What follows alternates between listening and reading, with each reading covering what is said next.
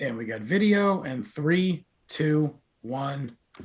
And we're live. And I know the listeners have been waiting for this moment in which we finish the epic saga of latent autism. Are you sure we're going to finish it this time? Yeah, I'd hope to. I'd hope to. We've already put 4 hours. No, more than probably 5 hours. 5 hours. This topic. Yeah. I'm going to play the Paris Hilton role. Okay, sounds good. Yeah, you have had a lot of experience lately in donning women's garb to play a role. So. Yeah. So check out our YouTube channel for that very special appearance. I was delighted to become, albeit tangentially, a part of Kevin Brennan Law. Yeah.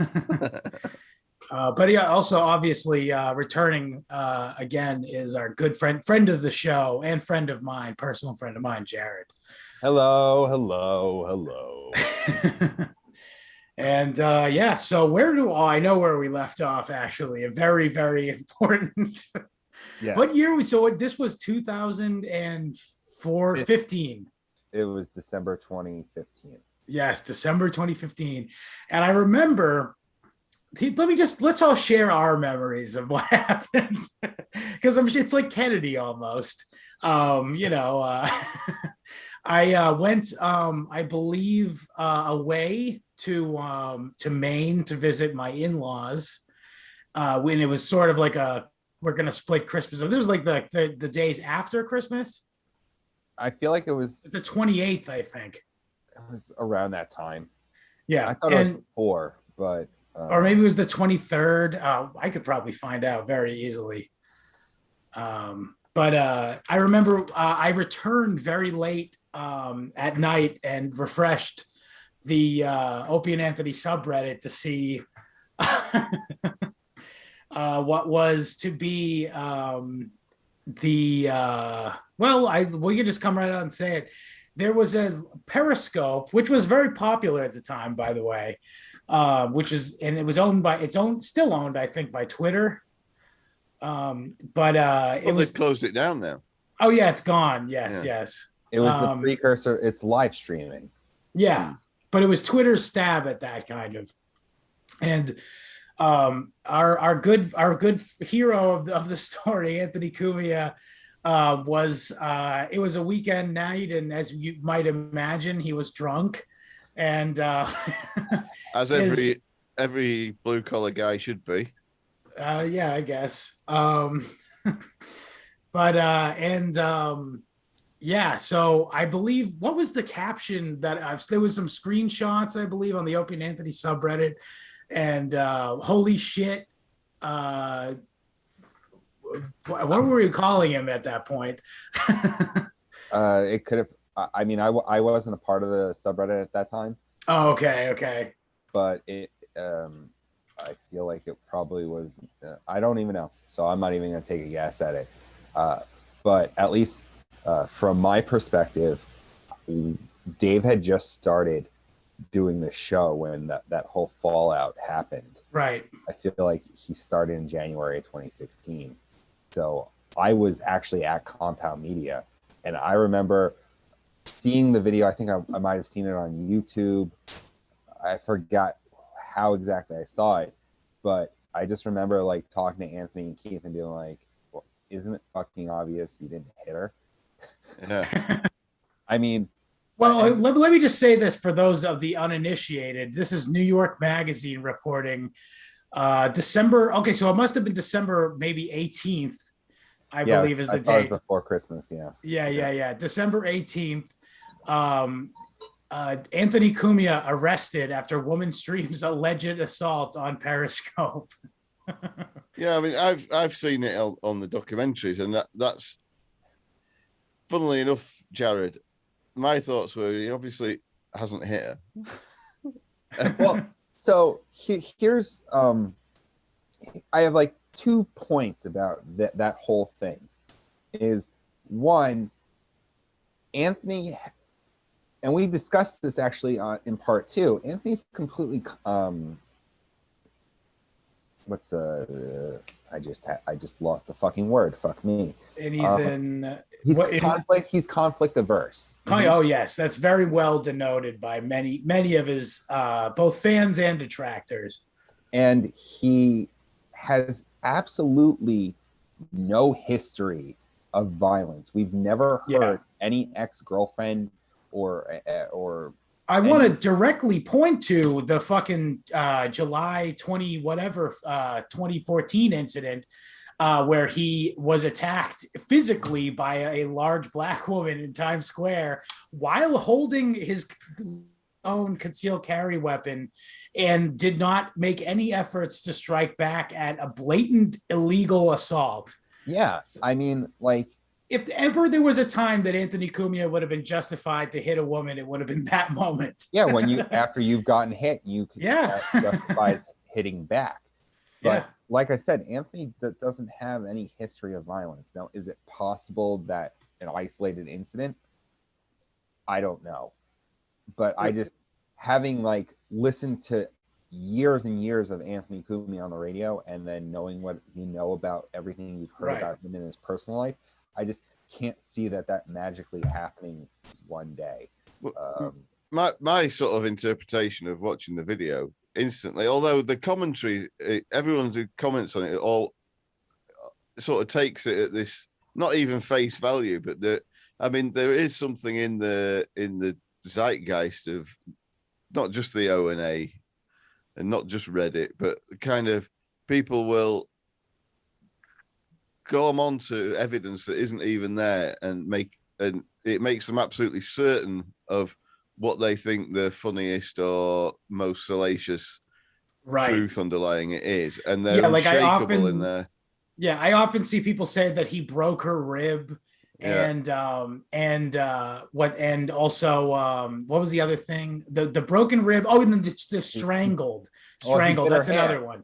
Yeah, and broke her hand. Yes, because that was, and this is very common, by the way, like where a cop will say something to a reporter, and the reporter will put that onto pen to paper, and that will be the official story, regardless of truth. The very famous instance of this was that if you guys remember the bath salts incident, where a guy who was a homeless guy in Florida had ripped someone's face apart, and then the cop said something to the media about how he had been smoking bath salts or whatever, and it turns out that it was just bullshit, and the guy was like a fucking escaped mental patient or something. Yeah, you know what I mean? He like, it was completely different thing, and that became a national story. And it's the same thing with this. It's like the fact that the initial news report mentions the fucking broken rib and the strangled.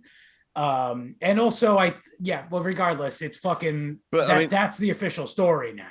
Here's one thing I have in common with Anthony Cumia. I wish I had more. He has. You both had to see the water dripping off your dad's dick in the shower. You put on mommy. Oh wait, you definitely both put on mommy's shoes. Yeah, that's true. Actually, I used to put on my Auntie Jones shoes because she wore more feminine ones. But when I used to dabble in women, I had exactly the same tastes as Mr. Cumia.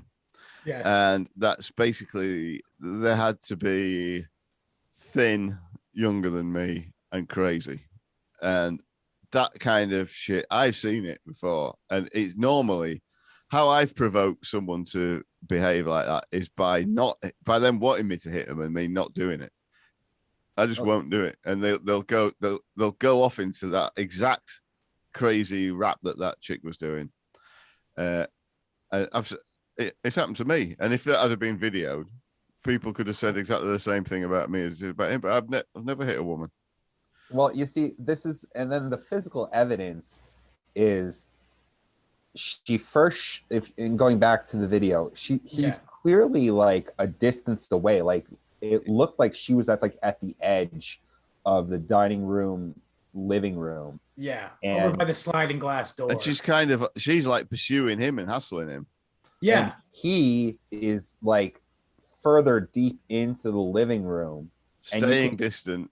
and you could hear him. His voice comes off in the background, Yeah. and you hear him go like, "Where the fuck is my fucking gun?" And that Yes, we should mention he did do something that is very bad as a gun owner to do, which is to misplace a firearm while intoxicated. That is a very bad thing, and particularly in my state of Massachusetts. If you are ever even accused of this, you will lose your fucking gun license yesterday.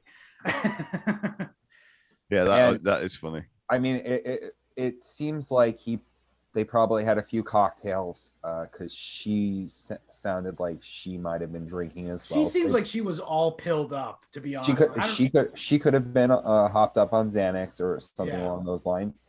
It's possible, but let's just say hopped down, as it were. Let's just say they were both under the influence of some kind of substance. I think she was hopped up on marijuanas. Reefer cigarettes. Yeah. It's reefer madness. Yep. But again, sorry. No, go ahead. So, he's still staying a distance, and you could hear it, and then very deliberately, and good on him, by the way. It's a good strategy. And then she turns the phone away as he's quote unquote coming towards her. And yeah, she actually goes, get away from me. And you can hear his voice way in the background. All the way in the background. Yeah. Just like, who is she kidding? Because wouldn't you want to have the face of your attacker right in front of you to prove the fact that he assaulted you? And then it's almost next to impossible considering that literally 1 second later, you still hear him in the distance. Yeah. I mean, technology and humans, like, we can tell when someone's far away by the way the audio picks up ambient sound and all that stuff. So, like, the fact that she turned the phone away, the fact that nearly 2 seconds later Anthony is back in the distance doesn't make any friggin' sense. Yeah. And the injuries to her hand, well, typically when your hand gets injured, you do it yourself. That's true. By lashing out. And I just didn't believe it. And then, I'd watched the Beige Frequency documentary, and he brings up that she made some Reddit posts back, I guess, when things were cool between the two of them, where she, in essence, agreed that she was a sugar baby, that they had some kind of arrangement, and he gives her money, and they kind of each do their thing. Yep. And then from what Anthony had mentioned, now I don't know her side of the story. He's a proto pay pig. This is before the word pay pig entered my vocabulary, and it's certainly the general zeitgeist of society.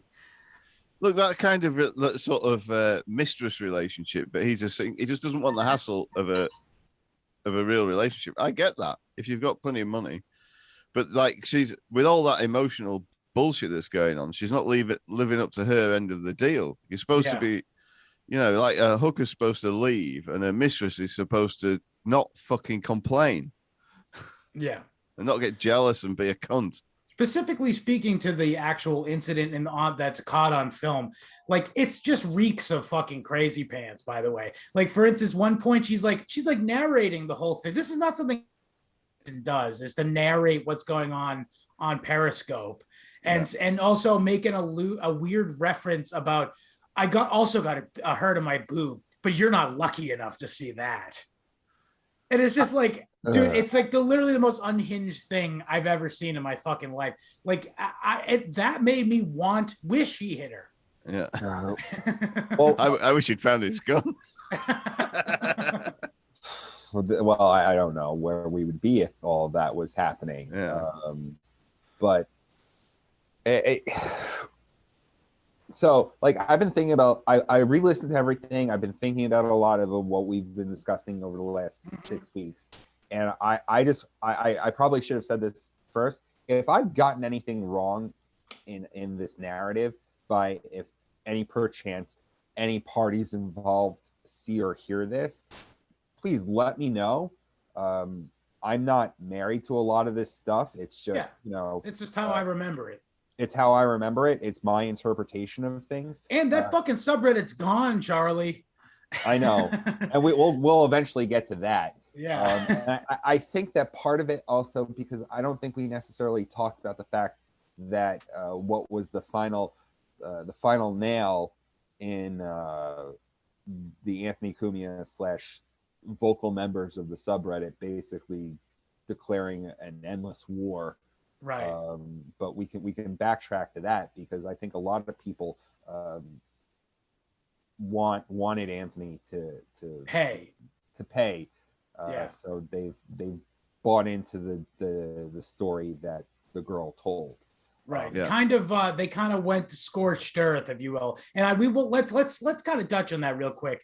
I believe this was in the wake after the this oh god, are we gonna talk? We talked a little bit about this was after the whole trans improprieties. We don't have to get into any of that stuff, because that's. But what he said though is he said that you have no effect on our lives. Yes, and that basically, and then Joe kind of reiterated that, having been active, brother Joe had been active in the subreddit to a brother Joe Cumia, yes, and that basically they were like, okay, kicking the hornet's nest, by the way. Well, the way I look at it is that's game on. And, it's cost Anthony his Twitter accounts. It's cost Joe his gigs. Yeah. Did we talk about Chris Kuhn at all? We haven't even gotten to that yet. And what I was going to say is, now that we have we're kind of having these two interweaving narratives. Yeah, this is a good time to cross the Rubicon, if you will. So we have this narrative now of the key members of the show, right? And at this point, when Anthony is having one of the worst days of his life, nothing's really going on with Opie and Jimmy. But then, meanwhile, we have living the continuing fan base, living embodiment of the message boards. Yes. Well, it was a message board, if you will. This active community of fans who now have unbridled autism and a taste for blood, and they're after the whole Jocktober thing. Yes. And because that's the kind of thing that Opie and Anthony, and we discussed this in each episode, that they were the real life trolling, and that was the kind of environment and the fan base that they fostered. They cultivated, yeah.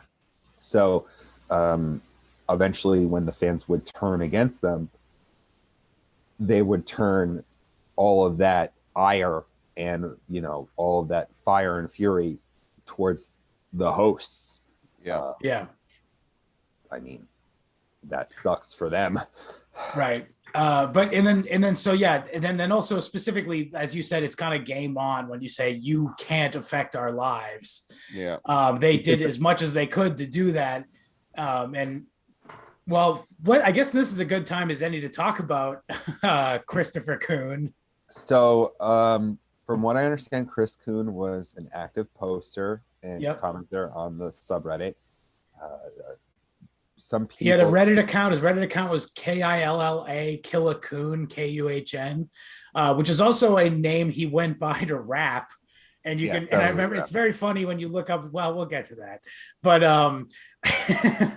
well, anyway, what he did was also he's a mulatto gentleman. By the way, so he maybe took a little bit of offense perhaps to the out and out racist rants published publicly on the internet under the name Joe Cumia. Specifically, hang on, I bet I can pull up. I just need to type in.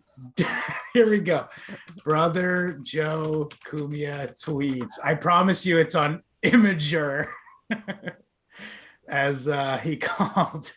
So as you bring this up,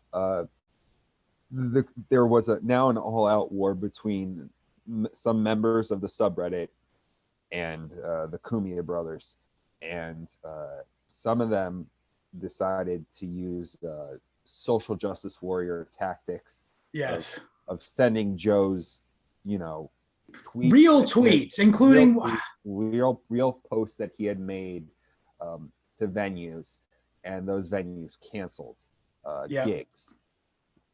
And depending on specifically a place in New Jersey, I believe. So Chris Kuhn, the one particular instance that this has become one of the biggest things in recent post Opie and Anthony history was Chris Kuhn, which emailed the Trenton Social, which is about 45 minutes from where I live. That's probably right on the border. Trenton Social Club, yeah. Yeah, because Chris Kuhn is from Hamilton, New Jersey. Right. And it's right on the border between Pennsylvania and New Jersey. It's probably right outside the capital. I have an idea of probably where it was. About Brother Joe having a St. Patrick's Day gig. And he said, this is what's going on. You do realize you're hosting some kind of racist. I would only show up there to protest and throw a beer bottle at that guy. The guy canceled.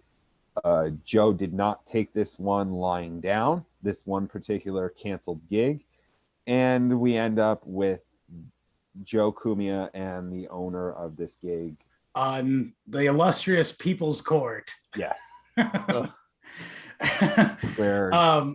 Where Joe proceeds to repeatedly accuse himself of being a child molester and pedophile, and say that people were insinuating that he was a card-carrying, violent white supremacist. And also lied on on cable, on whatever that type of television is, saying that those tweets were doctored, even though they were not. Many instances of use of the N-word. Many other specifically I remember was Pearl Harbor equals Shinks, something 9/11 equals sand N-words, and then attack on Anthony Cumia N-words was one of them, but he didn't say N-words. Yeah, I mean, it wasn't the chinks; it was the nips. Yeah, I know, but there's Joe Cumia for you. I mean, that's at least get it right.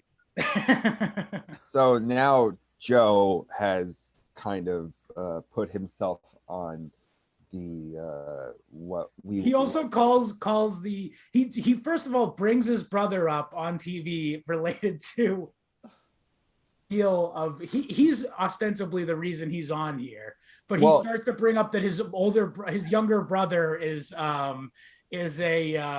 was a former shock jock, and this fan base are a group of online terrorists, direct quote, and that they're trying to ruin his life and spread false rumors of all this stuff that in fairness to Joe, he's partially right. However, he, of course, for legal purposes, which I don't Judge blame Milian said, I find that a little bit far-fetched. She dismissed him out of hand, and it was the one thing he kind of was a half-truth on. Yeah. They wanted to have an effect on his life. Because he challenged them to. But you can't really say, if you're fighting a legal battle, that... And honestly, none of that stuff had anything to do with his legal case. I mean, it just basically was, I feel like a cut and dry contract. Right, but that's why at the end of it, he won because, quote, racists can enter contracts too, to which he responded, thank you.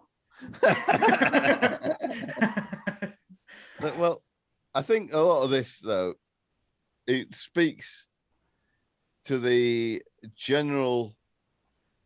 I mean, I guess there's a generational element to it, but it's a blue pill mentality that what's happening to me is unjust. You were just alluding to the fact that he was a dyed in the wool boomer. Yeah, but like there's this, but it's not just boomers, and it is a blue pill thing that there's some kind of, if some injustice is happening to me, I see where then you're going with if this. everybody knows about it, then somebody will fix it.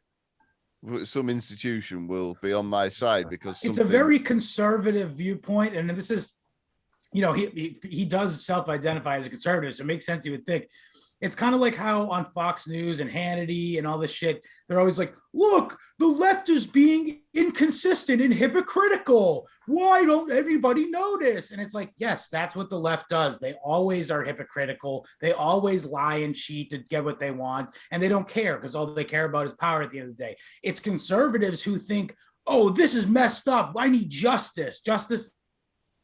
It's always that someone's got their finger on the scale and every little thing, including fucking People's Court. Yeah. It's funny you say that because, I grew up in a very conservative, right of center household. I told you about this. Like Bill O'Reilly was our fifth dinner guest every night. Like I grew up listening to conservative talk radio. So like I can speak conservative fairly well. Mm-hmm. What I've seen over like the last 10 years is that whole paradigm be thrown out the wall. Right. And the greatest example of that is the fact that you have all these evangelical Christians talking about how great Donald Trump is. Yeah. And it's very strange for me to see this because I grew up in the tri-state area and everyone, even my parents who were Trump supporters, it's funny because everyone knows how much of a piece of shit this guy is. It's not uncommon in the New York, New Jersey area that we knew about Trump. He's been a cartoon character since as far back as I can remember in fucking Home Alone. Oh yeah, well even further back. I mean, even back, of course, even locally in the 80s, he was always known as this larger than life asshole. Yeah. I mean, he's the only president that I know that was a Pizza Hut spokesperson. Yes, he did the stuffed crust commercial and he ate it fucking crust first. It's just he's a modern day PT Barnum. Yeah. And it's incredible to see people. But by supporting him, and also, I mean, this is not to get too far off because this does describe Joe Cumia to a T. But they decided to take a little bit from Rules for Radicals and be like, this guy, fuck it, this guy's the guy who's going to win. Because now they've seen how the left is and the way the left behaves. Because as you said, the left, and we're seeing that right now, at least locally here with the whole Me Too thing. I think 5 or 6 women now have come out against Andrew Cuomo, and he says flat out he won't resign. Yeah, and but the media goes soft with him because his brother's in there. It's not only that. I see it on social media. There's 1 or 2 people that have been relatively consistent. Because if you go back a few years to what happened with Kavanaugh, you would think that this guy was the biggest piece of shit on planet Earth. Right. Yeah. And yet now we have a sitting governor, and 6 women have come forward talking about sexual harassment allegations in incredible alligators. That's what Anthony would say. And it's no one's talking about how he should resign. So. The right has basically adopted those tactics because they see it's not about right or wrong anymore. Unfortunately, it's about winning and losing. Right, and that's another thing that specifically speaking to the O&A subreddit, it's kind of a microcosm of that same phenomenon. Whereas I could safely say that at least in general terms, the average person who was on the Opie and Anthony subreddit kind of definitely didn't lean left. But they resorted to fucking to say the least. But they resorted to literal SJW tactics to fuck with the Cumias. Well, but you know what though? And I saw this a lot when I joined the subreddit. A lot of people didn't actually like the fact that people were using social justice warrior tactics. There was always a few voices being like, nah, come on guys, we don't want to be like them. Well, it's not only be like them, it's taking money out of someone's pocket. That was money that Joe could have earned.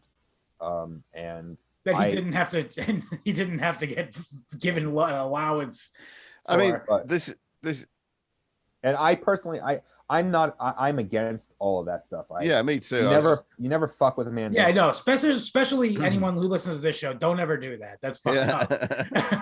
I mean, it's so lame to get pleasure out of that. It's just it's such a, and I'm gonna in misogyny corner. It's such a female thing to do. It's Yeah. like guys have all turned into women. Even the O and A subreddit. It's like mean gossipy bullshit. So there were people that would say like, I'm completely against that, but when it did happen, they would LOL. Yeah, They would that's laugh. me, by the way. Yeah. I wouldn't participate in it, but watching it from the sidelines, does give me a chuckle. And it's just, now that we're talking about like the whole lol cow thing, and it feels like just weird, just looking back on everything, and then how it became that not only were they attacking Anthony, they were attacking his brother. Yeah. Like, who made himself a bit of a public figure in his own right, though. well, I mean, how do you not bring up Anthony's book signing then? Well, I'd like to, but this is after December 2015, though. Yes. Yeah. So everything leading up to that, it was kind of not a crescendo, but it further divided.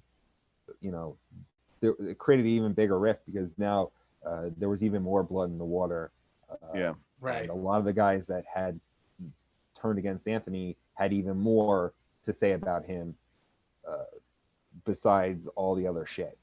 And me, just personally, I don't think he actually did anything.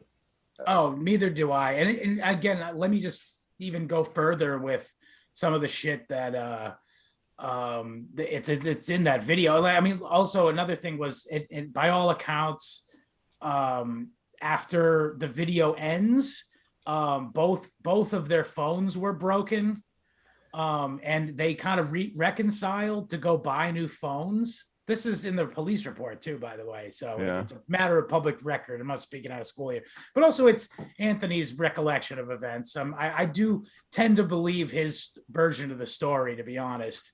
Well, is there any, like, I admittedly, I didn't do a tremendous amount of research into it. I saw the video almost in real time. Me too. Like a few days after this shit happened. And I was watching live as it happened. Well, then you're firsthand, but yeah, going back, we all can agree the same things. Like, we have different perspectives, we have different backgrounds, and we all came to the same exact conclusion that he didn't hit her. Like, right. And it's just, I don't know. The cops come and she speaks to the cops and says, yeah, you guys can leave. And then as soon as they leave, started making a fucking racket. It's very irrational. And like very much, if you've ever dealt with someone, she really smacks me of her having what's it called, borderline personality disorder. Female. Yeah, I know, but I mean specifically this phenotype. Their subset of female. But the idea is that, like, you can think the world of someone 1 second and then just they need to die, they need to pay or whatever. And by the way, it is almost exclusively found within females.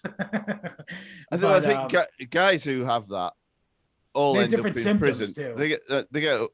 You'd end up in prison at a very early age if you behave like that as a man. That's true. Yeah. But anyway, it's very indicative of that, and so the cops come and they don't leave, and by the way, the cops knew Anthony, and you can hear that in the video. But and then the sun's starting to come up, and they, hey, Mr. Cormier, could I have your autograph? And the sun starts to come up, and they go to the Apple store and buy new phones, and then came back, and at this point. The girl, I don't think we've said her name before, but she's actually Vinny Brand, owner of the what's the name of his club? Stress Factory. The Stress Factory. There's 2 locations. His daughter, his second eldest daughter, I believe. She must have been conceived at the venue. Maybe, yeah. Yeah. She got conceived next to that payphone on the wall. And then and Vinny goes, oh baby, I came. It's her name is Danielle Brand, also at the time publicly known as Danny Go Lightly, which, by the way, the sign of any unstable woman is a woman who likes breakfast at Tiffany's. I so with in I don't know her, but you know, from what I understand, her family didn't really want to have much to do with her. No, not at that time, and even now. Well, from what I understand, she doesn't even live in the area anymore. I think she moved out west or something. But Figures. like, if from Anthony's perspective, he said that like it was around the holiday time. He had already tried to break it off with her. He felt bad for her. Invited her to Christmas dinner. Yes. And then things just went awry from there. And you know, yeah, these things happen, but it ended up costing him even more. Right. Financially even. And then he was more or less kind of vindicated because the judge that handled that whole case basically was disbarred because she basically had like this bias agenda against men in domestic violence. And like, now they should have just moved her into family court. In fact, they probably did. Yeah. Now that said, many of Anthony's detractors online, people who want to milk him further as a lol cow, will say, "Oh, I'll bet this is bullshit. Yeah, sure, Cumia. I'm sure that that's true." But it's like, it is true, and it's kind of pisses me off that they'll dismiss that evidence, or even the potential for that to have some impact on it whatsoever. Like it's like that's, you should give benefit to the accused based on that. You know what I mean? I understand he's given you the green light to go after him by saying no effect on my lives, haha, back to obscurity. But it's like, at the same time, it's like, I don't know, I really don't want to live in a world where we go in that. You know what I mean? Even if it is, and it isn't in this case. I still have much respect for the guy, but even if it's someone I don't like, I don't think that that's a good world to live in, you know? Yeah, exactly. I mean, and then it's just, it's very funny because I don't want to like, because there's still a bunch of things I think we should talk about before we get to my favorite lol cow. But I mean, it's just, everything about this is just it's leading up to like my favorite lol cow. Yeah. And we have to tread very lightly on that. Yeah. We'll cross that bridge when we come to it. But okay, so that happened. Anthony spent the weekend in jail. I here's just a few details, and you can find this is all verifiable. It's his account, and it's also in his book. Which we'll get to. Is this the incident that led to him having to go to rehab? Yes, it is. Yeah. It is. Yes. So what's it called? Yeah. So he went to jail. All the cops knew him, or jail, I should say. He was in the police station. It is the weekend, by the way. But he was able to go to the hospital to go have a Lipitor pill. It's kind of one of those obscure like medical rules in policing. I don't even know if they would even do it now in COVID, by the way. But he was able to spend most of the evening not in a cell, and was released the next morning to, of course, television cameras. And there's a very funny still image of him saying, fuck. Like you can see him saying fuck, and you can F like that. It's very funny because that's what you would say as you're doing your perp walk. Yeah. Shit. Basically, they Uncle Tedded him, didn't they? They Uncle Tedded him. Yes, they did. Yeah. And so he immediately went back to work. I believe did he even miss a day initially? I think he went right back on Monday. Well, it depends if they were on vacation or not. Oh, they were on vacation. That's right. He came back the next Monday and said, hey, you might have seen some stuff. I can't really talk about it right now, but I'll tell you what I can tell you. You know what I mean? And he had run it by a lawyer and stuff. And he kind of told not the specific details, and we can talk about later what he revealed about it after the whole thing was said and done, of course. But in short order, Keith announced that he would be going to a voluntary rehab for alcohol use, which was the same one that Artie Lang had gone to. Yes, apparently. specifically. That's a good connection there too. So it's very reputable. It's really successful. 100% success rate. Well, Yeah. especially since they have the Artie Lang suite. Yes, that's what they referred to it was. But so there was that. So he went away, and by the way, this resulted in I know we talked a little bit about at the end of Opie and Anthony where the show had become a little stale with politics. His solo show had admittedly gotten a little stale with politics at this point.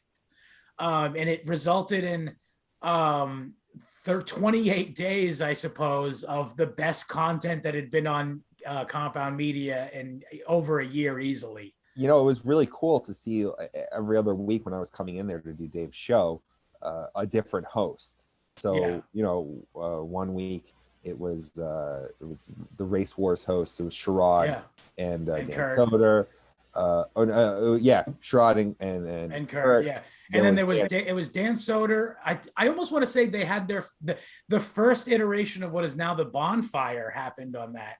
That might have been there. Yeah. So this almost spawned an entire radio franchise. Was that Anthony Cumia getting into a DV incident. Was that when the now legendary Pat Dixon and Bonnie McFarlane thing? I was just about to bring it up. Too. Friend of the show, Pat Dixon. Nuts. Yeah. Sat in because this is very connected to the show because what happened is that Rich Voss and Bonnie McFarlane, comedians and friend of the Opie and Anthony show, were under contract at Sirius for having their podcast do a monthly radio show or a weekly radio show on the Opie radio channel. And Sirius let him know that he could not be the sole host of the show and this is, by the way, stinks of Opie. Yeah. This is clearly Opie flexing nuts on all the people he brought on the platform. You think so? Like, you can't. I absolutely fucking think so, and I think Anthony thinks so too. That's very interesting that you say. Like, it's very interesting that you say that because I just thought it was like a general like. It's the same reason why. Why would Scott Greenstein let Anthony, albeit briefly, come into the studio later if that was the case? I don't know. I just think that it's very strange because I mean, even now, Jim can only appear. He appears every so often on Anthony's show, but the most regularly time is when Jim is Chip. Yeah, Chip. It's not considered Jim Norton. It's considered Chip Chipperson, and Anthony, regularly co-hosts that show. I mean, it's basically the only time you can get Jim and Anthony together. Yeah, I thought that was more of a corporate thing, but the idea that Opie putting this, I absolutely think it was Opie's doing, and he wanted to keep everyone on his team, quote unquote, away from there, at least on paper, you know what I mean? But again, that's a personal theory of mine. However, this resulted in Rich coming in as the guest on a show hosted by a friend of the show, Pat Dixon, in which it was the beginning of the show was very funny, by the way. And Louis J. Gomez was on as well. Yeah, Louis was there. Yeah. Yep. And because that was when Legion of Skanks was still on on the Compound Media, if I'm not mistaken. And he was there early to be on Legion of Skanks. What day was that? It was a Wednesday, I think. Well, if it was a Wednesday, then they were probably doing it live from the creek in the cave. Maybe Monday. I think if it was a Tuesday, then Anthony's show would have followed. Dave's show would have followed right into Anthony's show. So and then Legion of Skanks came on after. So Louis might have just been in the area, maybe doing some kind of prep work. Perhaps. Regardless, I remember listening to it and coming in that like later that day and going, holy shit, that like talking to Pat and being like, holy fuck, that was hilarious and Yeah. cringe-inducing. Well, At let's the let's same- not let's put a slightly more fine point on it by saying that Pat made a very funny joke about Down syndrome people, and Yeah. Bonnie McFarlane, whose sister is a penny eater, what's it called? Took umbrage to this, and so she got into a big screaming match with him and stormed out. And wait, I shouldn't say this. Never mind. I'm not going to say anything else. But also, Bonnie McFarlane, cat murderer. Just saying. Oh wow, I didn't know that. Okay. Yes, that was covered on the ONA subreddit, of course. But I know that it was hilarious and cringe-inducing at the same time, like classic. It was very amazing. classic Opie and Anthony. Yes, it was. Like and again, that just speaks to what we were saying before of that month being the greatest month of shows on Compound Media it was insane for a long time. Every day was something different, and then you'd have like one day where like Ron Bennington was the host, or Jim was the host, or Chip was the host. It was insane. It was awesome. You can't find that episode on the Compound Media website anymore. They took it down? I think so, yeah. That was probably one of the most epic things, because it was incredibly uncomfortable, because not only was Voss there and Bonnie was there, but apparently Pat's ex-wife, Mandy, was really good friends with Bonnie. Yeah. And it just... I mean, Lewis was the worst part of it. Lewis was just egging everything on. Of course. And it was just and Pat was completely, as you guys say, based. Zero fucks yes. given. He's just I'm gonna fucking do this because, and it's funny because Pat was, oh fuck, I got a cramp. He made a joke about them. He made a joke about them being in cages, I believe, at one point. And also, the whole thing she took umbrage to was genuinely an innocuous query on Pat's part, because Gavin McInnes was also in the building, I believe, or no, he maybe had been there earlier, and he said something about how the male people with Down syndrome are sterile, typically, not always, and ergo couldn't reproduce. And Pat was basically querying, is that true, to Garrett, I believe, and she took umbrage to this and started going ape shit, I suppose. I am so sorry right now. I know it's probably gonna be really hilarious later, but I got a huge fucking cramp in my leg. Oh, yeah, So don't mind me moving around and squirming in pain. I'm just... No, it's fine. I hope you feel better. We'll clean it up in post. Yeah. No, you won't. That's fine. Yeah. Fine. We'll cut that out later. Damn it. But anyway, so yeah, there was that. And also another thing worth mentioning, this is the moment in which Keith dropped the ball and let Legion of Skanks go. Yes. We discussed that in last episode, of course. And I believe that Anthony was not even informed of this decision until he got back. Wow. Well, apparently, like everything in this world, it was about money. Right. And the Skanks wanted more money. Yep. Which Keith probably should have given them, because they're a huge brand now. I mean, they're a huge brand. And we got more money, didn't they? And, you know, Lewis has this huge network where, and not only that, but Lewis is also producing comedy specials. He produced his own. He produced Dave Smith's. They've got their own network now, Gas. And I know I think that we've picked him up on this series before, but I mean, to me, I think Lewis he's one of the funniest radio personalities, if you want to say it, that in existence right now. And not only that, he's one of the most influential alternative media people that there is, certainly in terms of the content I consume and the stuff that I like. His hit ratio is off the scale. The guy is some kind of genius. Well, I think Lewis is in a hustler. Yeah. I think he's always working. He's always doing stuff. And then from what I understand over at Gas, he's got a great support. Yeah. But he really understands radio and how to the amount of podcasting he does and the way he can just make zero content funny for hours is it's a gift.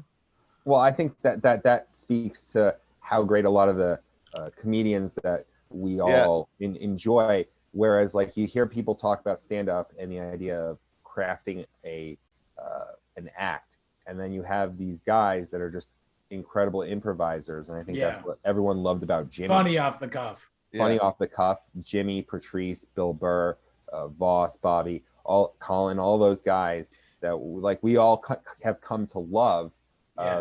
We love them because of how funny off the cuff they are.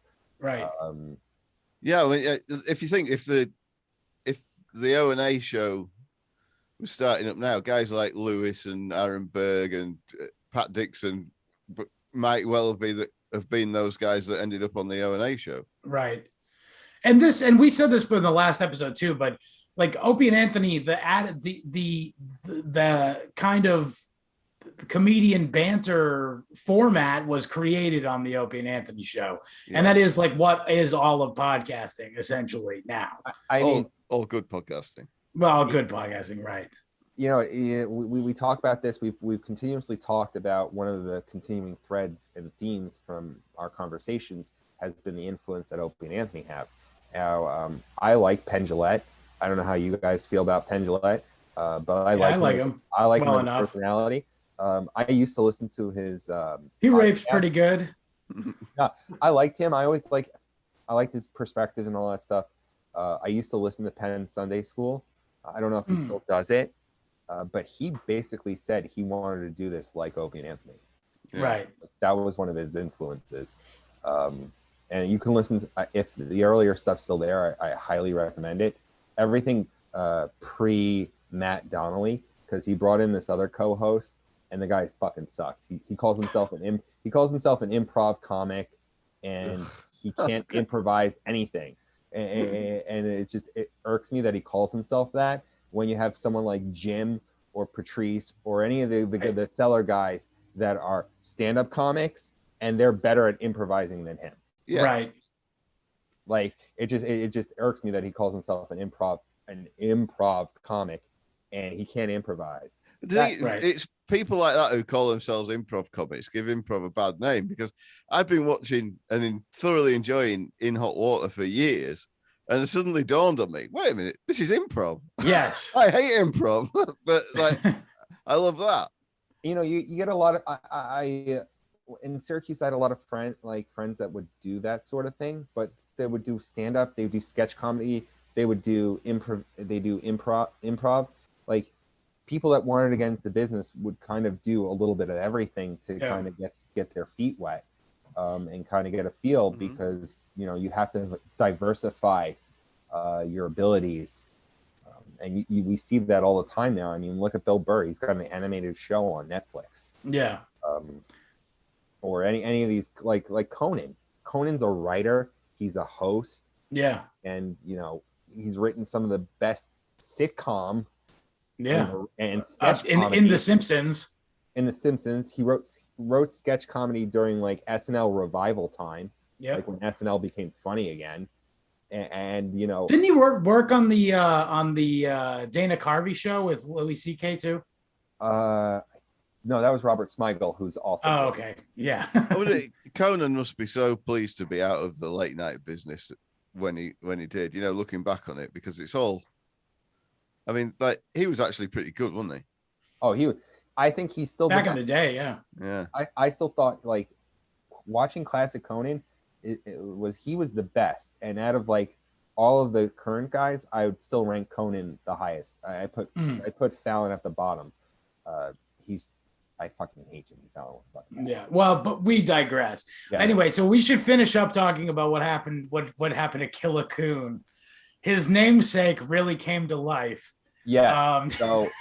Well, he struggled with drug abuse issues. And one night he decided that he needed some money quickly and drove with his 2-year-old son, Caden with a Q, in the car to Walmart, and he stole a Vizio soundbar.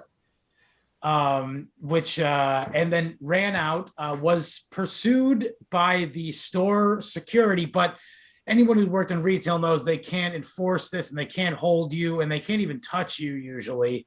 So he was pretty much in the clear. They were just going to call the police. And he decided to not secure his son in a car seat when he drove away. And he, while running this is very sad, by the way, I don't want to make too light of this. No, this is awful. Yeah, he drove away and ran a red light and collided with another car, which ejected his 2-year-old son out of the car. Jesus. Hopefully killing him instantly and not anymore. But he did stop and looked at him and then kept going. Jesus. Yeah. But I do really like that picture of little Caden in heaven with a Vizio soundbar that someone made in MS Paint. If you want to talk about gallows humor, that's exactly it. And anytime I see it, I laugh, and then I feel like the biggest piece of shit on planet Earth. Yeah. But also, I laugh my ass off on Opie and Anthony of remembering Lacey. Oh, well. And they would do, like, they did what, 30 minutes of Connor Peterson shit? Yeah. It's just Anthony and Jimmy just going back and forth about like, shoes and stuff like that. And and that remembering Lacey song about Lacey Peterson, the singer of the song who wrote a memorial song for him, part of it is in the voice of Connor Peterson, and he says, "Mommy, here's a flower for you." And I remember Jimmy said something about it being seaweed. Which is just great. It's hilarious. And they used to talk about when kids would get hit by cars all the time. Yeah, with the leather patent shoe and the grill. Yeah, flying up and like landing down. Yeah. And you know what? That is very much of what Opie and in keeping with it was. So you can that. understand why the fan base had to make the jokes. But he is still in jail. He's very easy to find if you want to send him a letter or something to tell him either chin up. At least Dave Landau doesn't work for Compound Media anymore. Or something. Yeah, maybe he put some money in his commissary. I don't know. You can tell him he's a piece of shit. I don't know. But so this happens in April, right? Yeah. Anthony went to he had his 28 days or 30 days in April. I don't even think he was out to see Joe go on People's Court. Like what he wrought that to happen, and he didn't even get to see the outcome. Well, he was busy dealing with his own shit. Yeah, I mean, he probably wouldn't have been able to appreciate it like we did anyway. I mean, just in case you're thinking of, dear listener, in case you're thinking of going and doing a shoplifting activity that ends up looking like a robbery because you're such an idiot, I'll give you some advice. Well, he wasn't the cops were not pursuing him at the time. He ran the red light for literally no reason. He could have stopped and waited. Yeah. But like, in case you're thinking of going on something that's going to get you that excited with your kid in the car, I'll give you some advice that they give to new mothers, which is, because they say, don't leave your kid unattended on its own, right? Yeah. So if you're feeling like you can't cope with the kid anymore, and because young mums get this sometimes that they end up killing the kid. Postpartum. Not even that. It's just like they're overwhelmed by it. The kids won't stop crying. If the kid won't stop crying or whatever, and you're getting frustrated, just leave it alone. Go out of the house. They tell you that. Don't worry about leaving it alone. It's better to leave it alone than to be getting angry when you're around it, right? Well, yeah, because the child will eventually stop. Yeah. So and just calm yourself down and then go back. Well, similar with if you're going on some kind of criminal enterprise, it's better to leave the kid unattended at home, as bad as that is, than to Yeah. take the fucking kid with you. You dumb asshole. Yeah, that's But true. I can guarantee you, I know why, right? He knew that, right? But scared of what the missus would say if she came home and the kid was Well, there they were on his own. separated, but Yeah. Yeah, But she had a restraining order or something against him. yeah. unbelievable. And then like it comes out much later. Well, you burn the coal, you pay the toll, as they say. Fuck shit, man. Jesus Sometimes the toll Christ. is your child. Anyway, sorry, I didn't realize you guys didn't think that was funny. I'm not going to tell anybody what isn't funny, but I'm a big softy when it comes to kids. No, me too. But still, I mean, they do tell you not to do it. There's a reason why that rhyme exists. But anyway, regardless of that, so yeah, that happened. And then the People's Court happened. And so Anthony got back from. You're forgetting. What was that? That was 2016. Yeah. So aren't we looking at the summer of 2016? Anthony teasing something. Oh right. Let's talk about this. Yeah. Right. That was the summer of 2016, right? It was. Yes, it was. Basically he said that they had decided on a new co-host. And that person would be there would be a big reveal day in which there would be 5 guests, this would one of them would be the new co-host. And so those guests that were slated were Robert Kelly, Nick DiPaolo, Rich Voss, Ron Bennington, and Artie Lang. And only Ron showed up.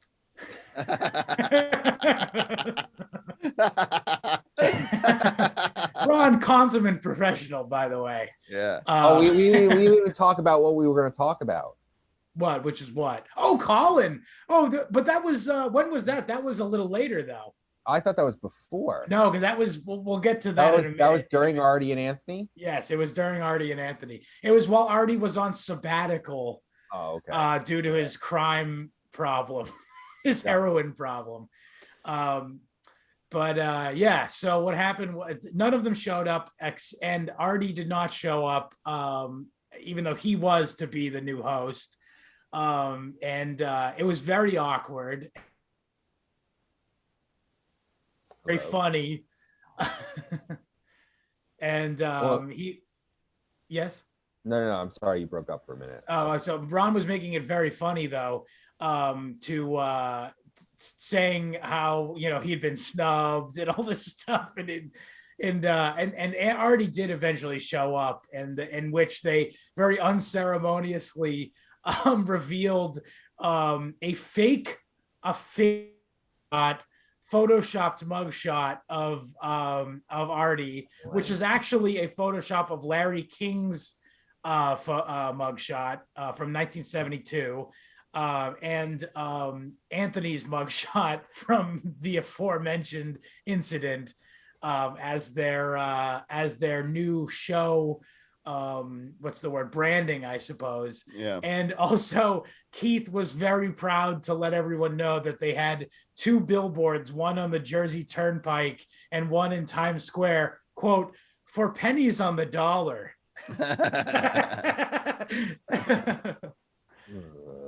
Well, I mean, on paper it sounds great. Yeah, I mean, Artie was a very funny member of the Howard Stern show. Anyone who listened to Howard Stern in the end of his terrestrial radio days and in the beginning of his Sirius days knows that Artie was a powerhouse of comedic talent. Some of his most classic moments, like where he said, I forget what it was, what the bet was, but it was about a woman throwing it was during the softball game. He bet that like a woman couldn't strike him out or something, and he was right. Many very funny. He didn't even do anything. One of his funniest moments on Howard Stern was the time that he fell asleep. Well, because he was probably on heroin. Yeah, and also Joan River, or not Joe, sorry, what's her name? Kathy Griffin was talking. Oh. Then again, maybe he wasn't on heroin. Yeah. Yeah, I'm thinking more it's possible and maybe not. Don't say anything bad about Joan Rivers, for fuck's sake. No, I'm not. So I'm gonna have an outlier opinion here that I enjoyed Artie on the A&A show. Well, he had his moments. From what I understand, when he did show up, he was usually hilarious if he wasn't telling the same stories. I enjoyed the same stories being told over and over again. Number one, the good stories. Number two, it's almost like a running gag. I think he sort of saw it that way too. Yeah. Yeah. Probably. I mean, everyone loves Artie. So. Yeah, you're hard pressed to meet a person who knows him who would say he's a piece of shit. Yes. Yeah. I mean, at least a malicious piece of shit, I should say. Well, no.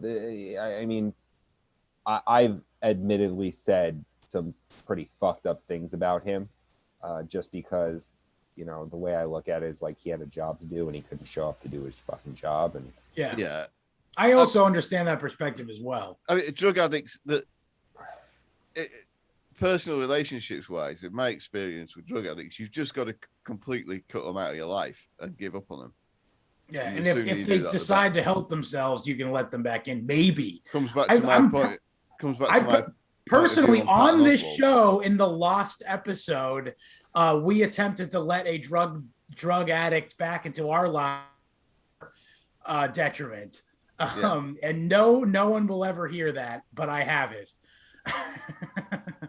Yeah, it's just you know, either they have to sort it out themselves, and you can't help them.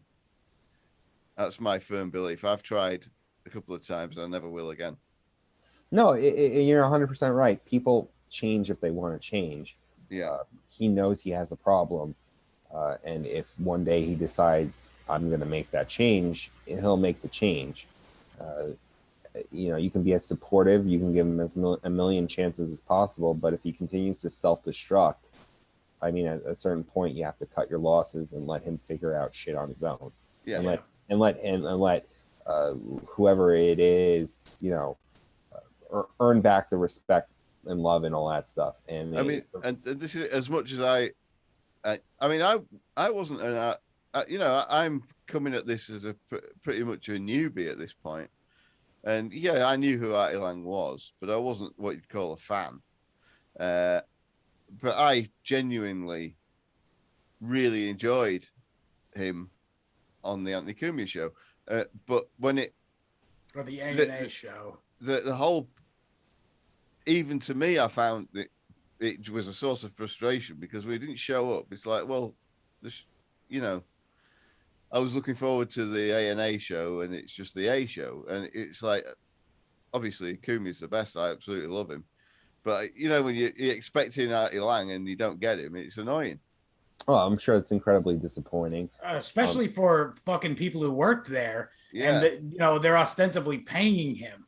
Yeah, I mean, I and this is something that Beige Frequency might have brought. I think he brought up in his series. Is that they had to have some kind of stopgap clause in whatever contract or deal that they had with Artie that they gave him an hourly rate or something, or they paid him when he showed up. Yeah. I mean, not salary, but or what that would per be diem. Called. Per diem, exactly. Yes. So if he showed up, he got paid. So I at least that's what I would have done because he's known for being unreliable, and I think.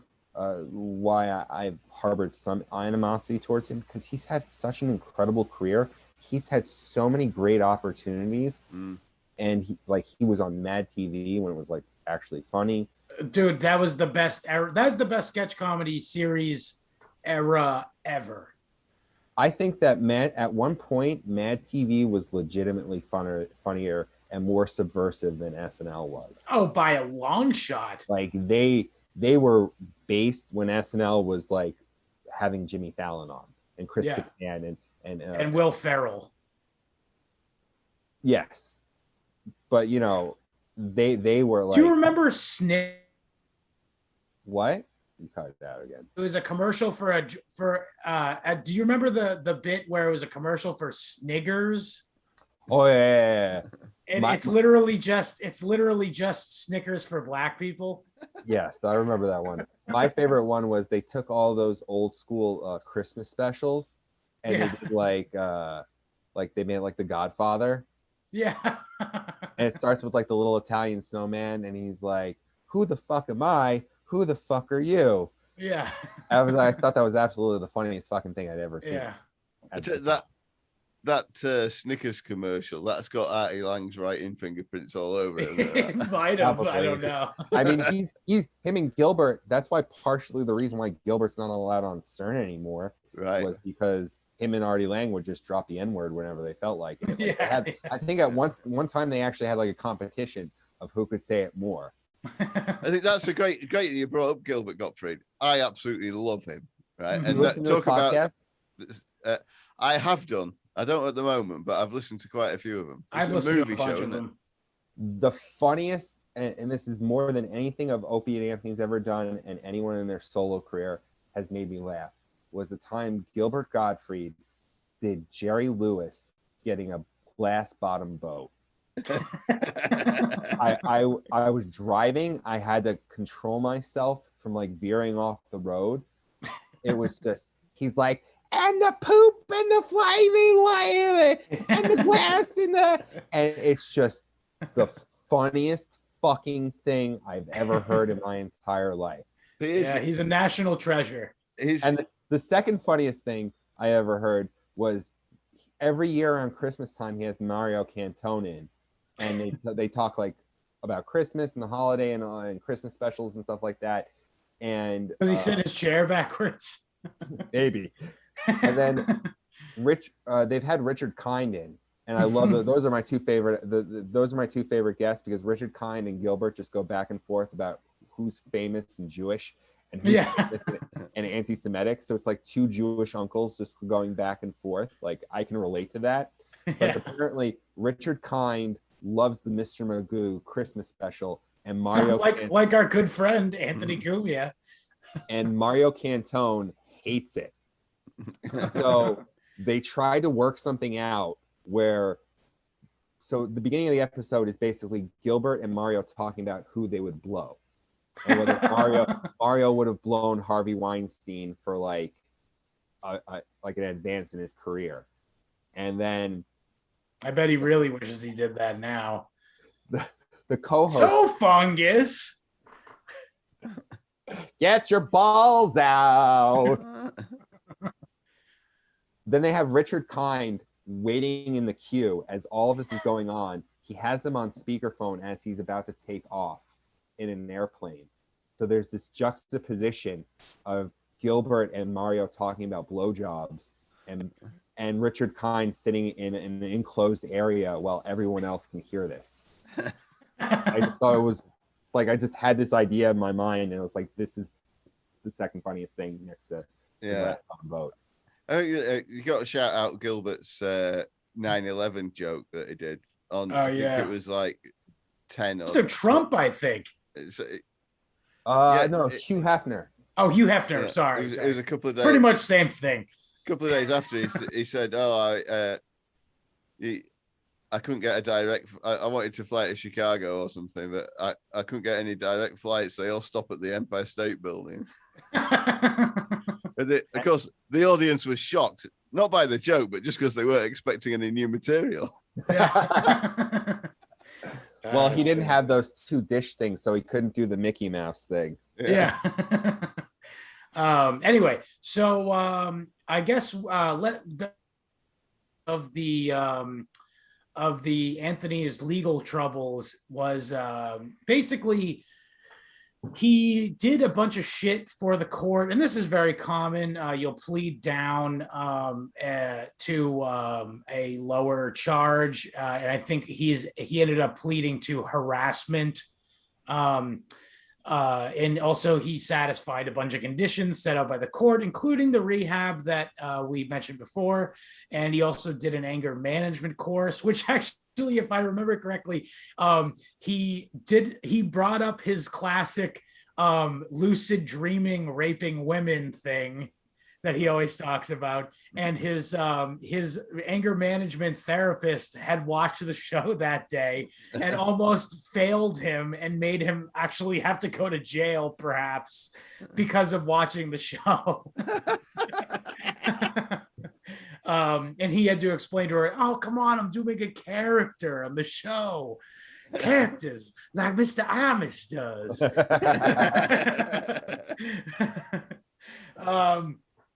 But yeah, so that happened, and he satisfied all the conditions, and he pled down to harassment. And this is another thing, again, I mentioned before that his detractors online will be like, he pled guilty domestic violence, and it's like, that's not how the justice system works. Everybody knows you're giving the least generous interpretation of what this is, and that everybody understands this is that you plead down to something so you don't have to actually have a court case, which is always very biased, and it's based off of the opinion of fucking 12 retards in the jury. So you just don't want to go to court. All think that guy, that guy must be guilty of something, or he wouldn't be standing in that dock.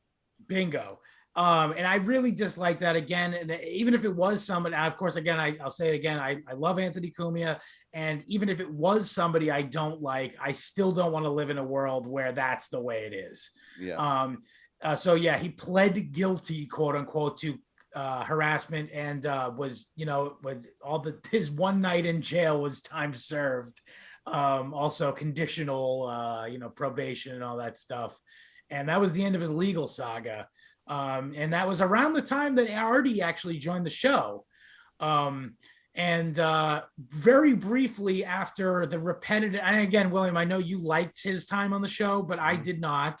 I thought it was bad. And I got very grated by his repeated reference of the Tony Curtis tying a rope around his waist. That was my favorite part of it. I fucking hated that.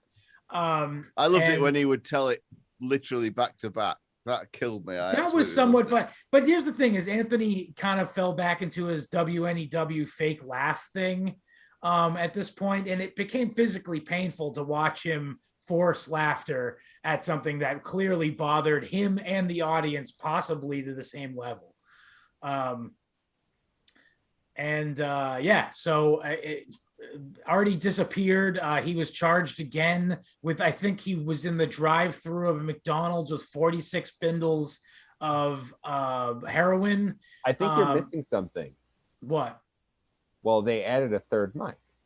Yes, a lot of people don't realize this though. That go ahead. Sorry. One midget liar? Are you talking about? I mean, look. Yes. Well, no, I mean, I don't know for sure. I don't know the guy either. I like him. Anytime I've dealt with him, he's always been nice to me. He's always been cool. He seems like a genuinely nice guy. I think all of his stories are fake. I'll say it. I mean, he's okay. A comic. So listen, storyteller comedians calling him out for telling lies in the stories is completely lame, because that you're just calling him a good writer. Okay, fire. I mean, to take that perspective, he does it on the radio too, though.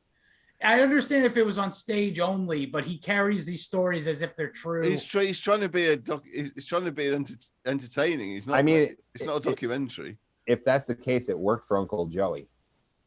Yeah, because his whole thing is being a huge piece of shit scumbag. Yeah, and I mean, he's built a whole little thing around that. Yeah, right. Like kidnapping, doing coke, me tooing chicks. So I mean, if that works, yeah, all right, fair enough. That's just my opinion, and I don't know. People also never trust a man that short. People are always. I mean, don't get me. I don't enjoy Dave Landau on the show, but I just think it's to call somebody out for telling untrue stories. It's just like, well, they're there to entertain you, not to inform you about. All of my stories are true. Yeah.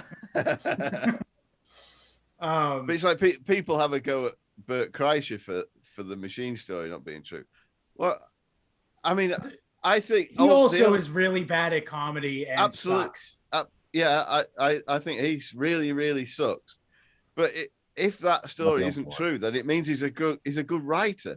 And I refuse to believe that. Or someone else is a good writer and he took the story. Yeah, maybe. Yeah. Just saying. Because I try to give some people the benefit of the doubt. I watched like maybe 30 seconds to a minute of his like latest Netflix special. I had to fuck off. I'm like, people pay money for this shit. Yeah. Friend There's of some the kind show, of reality him show. live, and when on our old podcast, he told us a story about going to see Bert Kreischer live, and I said, "Get out." Yeah, but he had his shirt off. You should have seen it. I know. I think I said something. Oh, it's funny because he's fat and his shirt's off. But I mean, God bless him. He's doing fine. what he loves. It's fine. You know, people like it.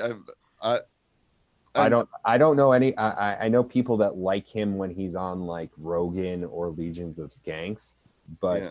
I it's the same thing with like Rogan. He's got the best laugh too. Everyone loves that. Is that it, right? Yeah, pretty much. Yeah, it's a pretty good. I wasn't even going to try it, but that's pretty good. But anyway, so okay, we also before Dave Landau became the permanent host, co-host, third mic, I should say. He kind of when Eric came on board, by the way, and we'll get a little more into that too. But E-Rock, who, by the way, E-Rock's great. I love E-Rock. Not only been an important role in during the Opie and Anthony for producing, but he would also be very willing to let himself be the source of the material for the show. And what a trooper, and also what a great guy. I don't know how willing he was. I think. Well, you know what I mean. It happened. Yeah. It happened, and it happened, and it happened, and there's plenty of audio of us in the last two episodes talking great about Eric, but this is when he came on board. And also, but so we were specifically wanted to talk about the Colin Flaherty incident. Well, that's before E-Rock. I mean, E-Rock came on in 2018. Oh, did he? Okay. Yes, because of this. That's how I know. But we'll get to that. In just a second, we got to talk about Colin Flaherty, who was an early guest right after Anthony got fired and started Compound Media, then called the Anthony Cumia Network, of course.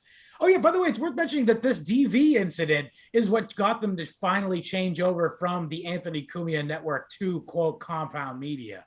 Right. Yes, because they had to rebrand. I suppose they didn't have to, but they did.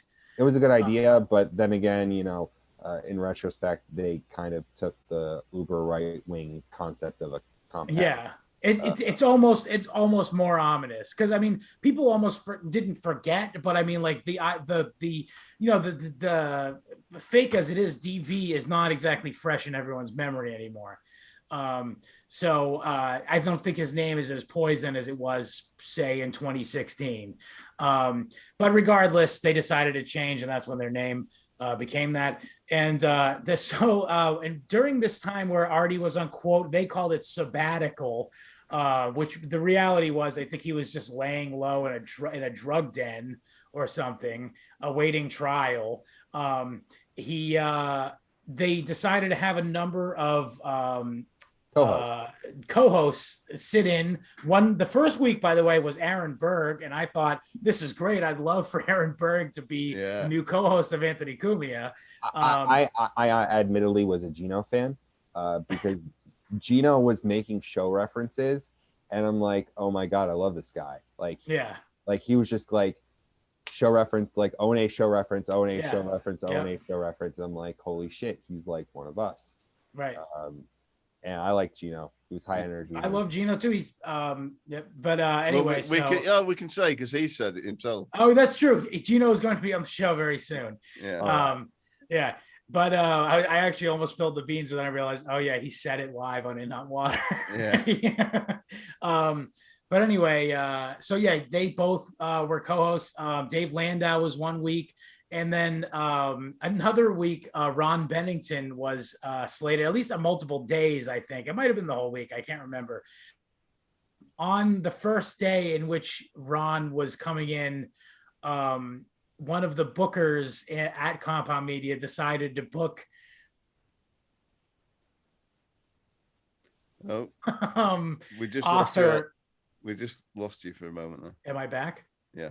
The one of the bookers at Compound Media decided to book bald, toothless, right-wing racist author Colin Flaherty, author of the book White Girl Bleed a Lot, on the show to discuss the statistics we've all known about for over all of eternity.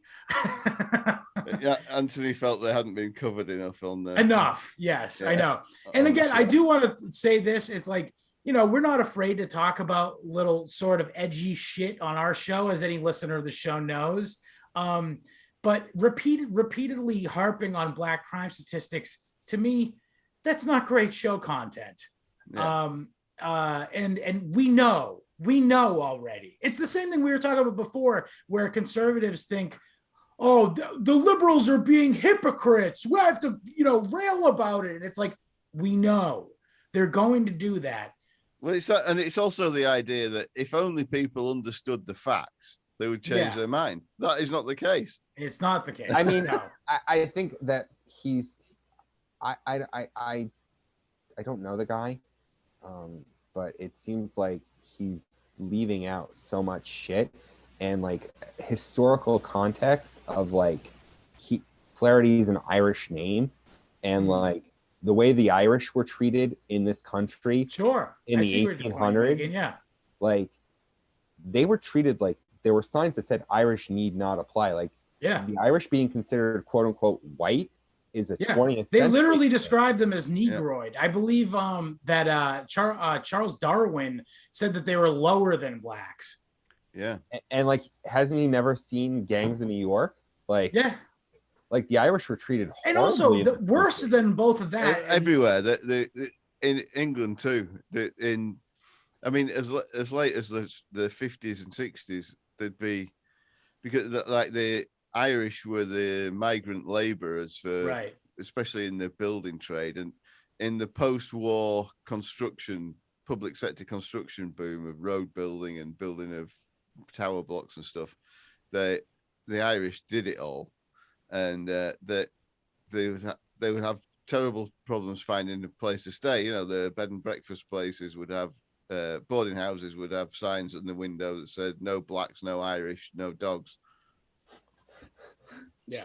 But Colin Flaherty, though, is that he doesn't even invoke any of the very demonstrable scientific facts about racial differences, including, IQ and all this other stuff. He doesn't even invoke that. And it's some kind of weird, like, angry old man shakes fist at cloud. These blacks are violent kind of thing. But not really even someone like Charles Murray, who did the whole bell curve, was like, there's a lot of factors that go into why these things are the way they are. Yeah. And a lot of it has to go back to socioeconomic opportunities. Right. Of course, this is a topic for another day, obviously. Yes. But the fact that this man continuously harps on it and doesn't look at like the big picture, the guy's a fucking racist. Yeah. Like, there's no way to like. Yeah, again, the fact that he doesn't even invoke any of the stuff that we're talking about with, like, again, Charles Murray and the bell curve and all that stuff is just leads to a weird like anger, resentment kind of thing. It's like fetishistic. It's fetishistic. And the guy's boring. He's like, he's a monomaniac, and he's fucking boring. He should make up some stories about having a car wreck when he was 17. Yeah, he should tell some stories about how he burned down a fucking horse riding and gaming club, and somehow got no charges. And also, well, whatever. Let's move on. But I will say he did have one of the most unintentional, funny things. And this is, again, so many of the themes that we were talking about. You have Ron Bennington in the show, and Ronnie's the funniest person. And that same episode, I feel, was Ron kind of was trying to have a sit down with Anthony, like an intervention. Well, his mother had died that day. Oh, that was the day that was the day that Rosemary Cumia died. Oh, wow. Yeah. I don't remember that. And Anthony decided to go to work anyway, even though anyone would have understood as distant as they had become. Another thing that people kind of criticize him for is not being more there for him, his mother. None of your fucking business. Yeah, that too, and also, come at me then. I'm gonna be that guy. Yeah, that's all I gotta say about that. Come at me now. I have a bit of a different perspective on it, but I get what you guys are saying. Yes, and it, Ron was the one who brought it up. mm-hmm. I have no problem with Ron bringing it up, but like I'm talking about they were on a show together. The fandom fucking harping on it. Peanut galleries. All right, yeah. So at least let me just take their argument for a moment. Sure. And say that Anthony had a great relationship with his mother. It wasn't like they had a terrible relationship and like they hadn't talked in a really long time. They had a great relationship. I mean, it was her marrying Sal was like the closest thing they had to like a normal nuclear family. Mm-hmm. So Ray. Christmas shaves. And I think that I think the fans that harped on it probably, I won't get into their heads, but they know that Anthony had a good relationship with their mother, so there really shouldn't have been any kind of excuse to not see his mother, even if it made him feel uncomfortable. She's still technically a human, and I agree. I totally agree with all that. It's just that I don't think that a boy's relationship with his mother is open to public comment. No, I get that. I see both sides of the argument. So, but again, I'm very pro mother. I get. Scott, he's got major mommy issues, because I love my mummy so much. The one thing I will say, we both have mommy issues in our own way, I suppose. I love my mummy, and I don't see how that qualifies as mummy issues, except in your sick mind. Well, you did put her shoes on. No, I put my Auntie Jones shoes on. But you put her green dress on. I did, yes. Just saying. I mean, we're talking about mommy issues here. I mean, no, but that was her idea. Because okay, all right, that's not the way you framed it to me. No, we were blindsided by a fancy dress. Email historyhomos@gmail.com with a isolating that this was mom's idea. No, we were in a Austrian pension. Let's not belabor it. Just because you don't want to lose the argument, you just say no, we're not having this argument because I know. Come on, do you want this to be? Do you want this to be 7 hours? You want this to be 8 hours? You're just being female. Okay. Says the one, by the way, who won't leave a point alone. Okay, yeah, I'm the female. Okay, get over it. Yeah. You guys want me to leave you two alone? Yeah. Anyway, though, Roe died, and Colin came on and just started saying how he hates black people, and specifically this place in Delaware was ruined, and it's like, dude, move. I don't know what to say. Move away from that area. You don't have to. He even mentions in the interview that he had moved away and decided to move back into that area in Delaware so he could be closer to it, so he could cover it as part of his journalism. Yeah, that's sadism, or that's masochism, I should say. Yeah. I honestly don't know what to say, and like Anthony Cumia, I had nothing to say. Yeah. Because Ron was there. Ron's hilarious. Mm-hmm. Ron can cover just about anything. But even Ron brought up, he's like, well, maybe it might have something to do with economics. And Flaherty completely tried to shut that down. Mm-hmm. And that's when things started poorly, by the way. Which there are arguments he could have made at that point to shut it down, but he chose not to take them. I just don't think. Well, I think that he's just an intellectually dishonest person, but he's not an intellect. So exactly, yeah, he's intellectually bankrupt. But anyway, so at one point, Anthony is looking at the camera, and it's very funny He literally goes, he looks over to Garrett and says, "What do I do?" Like, I've got nothing. He's like, in 20 years of broadcasting, I don't know what to say. Yeah. And then Ronnie B has to, be like, no, I'll leave. And then Colin, they're like, if you guys want to have your discussion about race, you have your discussion about race. And it got really awkward. And then, Anthony was talking about how it was like the plate of spaghetti all over again, which drives home the point that, like, he's very conflict averse. So for me to, like, wrap my head around that suddenly Anthony becomes a domestic abuser is just it's bananas. Yeah.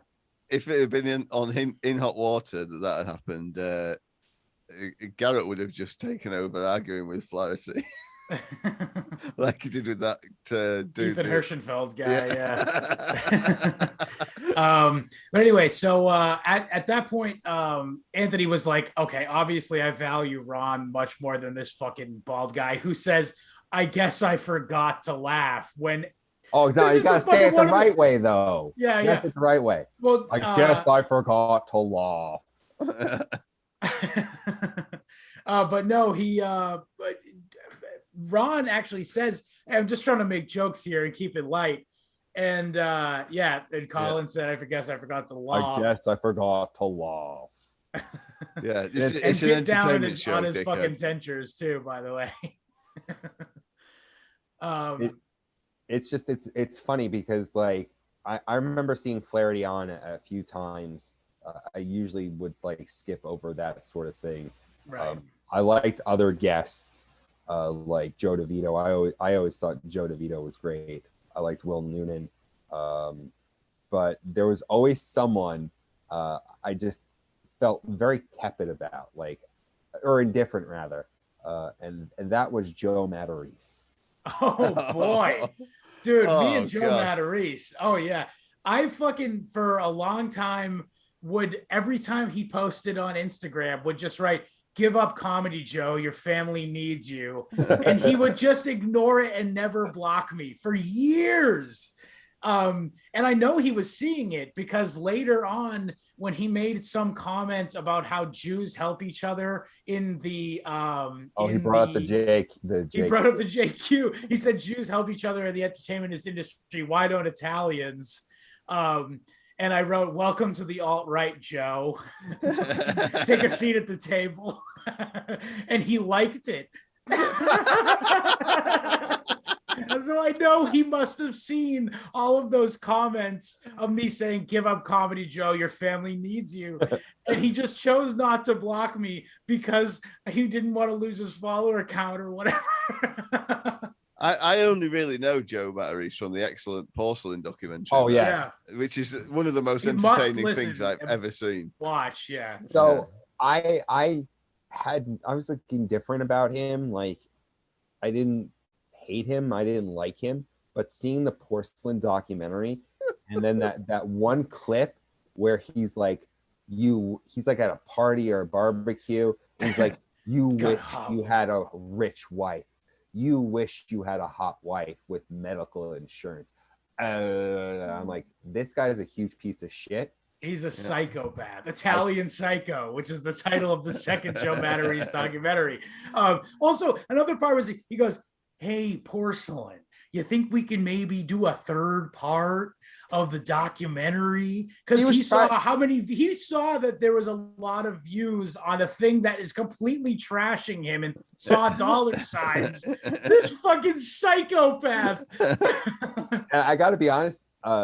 I told, when Porcelain did my interview for the Sam documentary, I'm like, yeah, that 100% Italian thing is fucking hilarious. And it's me, Joe Matarese. He did that, and I was just like, yes. It was like, it's so classically podcast, poorly done, and like it's not like supposed to be taken seriously, but it's just so fucking funny. Yeah, and then also another thing, he's a brilliant writer. This Porcelain, great filmmaker. His stuff is just the best. Yeah.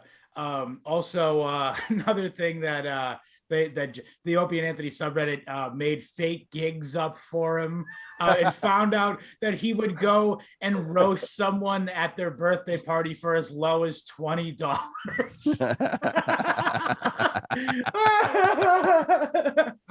Which, like, dude, really do give up, and your family needs you. I don't know, man. You probably get a few free beers and some vol au as well. Yeah. It's very funny because this is like something that like it's so hard to describe the subreddit because every day there'd be so many different threads going of different people to laugh at and to participate in. But I think the funniest part about Joe Matarese is that he claims to be this comic for 30 years and he can't laugh at himself. Yeah. He has no sense of humor about like, and this is coming from a guy who did duty videos. Like if at this point I can't laugh about that and make fun of myself for it, and then occasionally have to take the turn in the barrel, I probably would have killed myself. But this guy he should have moved to LA. Yeah, it fit right in there. Yeah, he'd fit right in with the West Coast comedy scene because a lot of them don't have the sense of humor themselves either. So it's very funny because I never heard of Joe Matarese before the Anthony Cumia show. Like, I don't think after that whole thing happened. What's up? He was never on Opie and Anthony. And also this kind of all culminated while Artie was still in, and he kind of came in. He went on his show and started talking. He kind of saw during this time period in which they were trying out the new hosts. He felt that he had better chemistry with Anthony, which I don't know where he got that idea from, by the way. Well, but, I don't know where he thinks he's a comedian because he's not funny. No, he's terrible. He went on his show to talk shit on Artie and Anthony, saying that they had no chemistry. True. And also that he would have been better. False. He came on the show, and both Artie and Anthony trashed that's one of the best episodes of AA. That was the best AA episode ever. Was the time that Joe Matarese came in and they just bashed him for fucking 2 straight hours. Was that post the Fixing Joe special that Artie, Anthony, and Jim did? I believe that the Fixing Joe special was prior to the AA show being a thing. Oh, okay. Yeah. So then, because then that makes a lot more sense, and that the fact that like all 3 of them are far more famous, far more talented, and far more funnier than him, and they were doing him a favor, and he didn't fucking appreciate that. No. No. But it was very funny that they just shit on him the whole time. Oh, I'm sure it was hilarious. But anyway, after that time that they had him in, he has to this day never made an appearance on Compound Media again. I believe. Are you sure about that? He definitely wasn't on Anthony's show again. I feel like I think he was one more time after Artie left, kind of like to take a dig. Perhaps. I don't recall. 100% sure. I can find out right now. Hang on a second.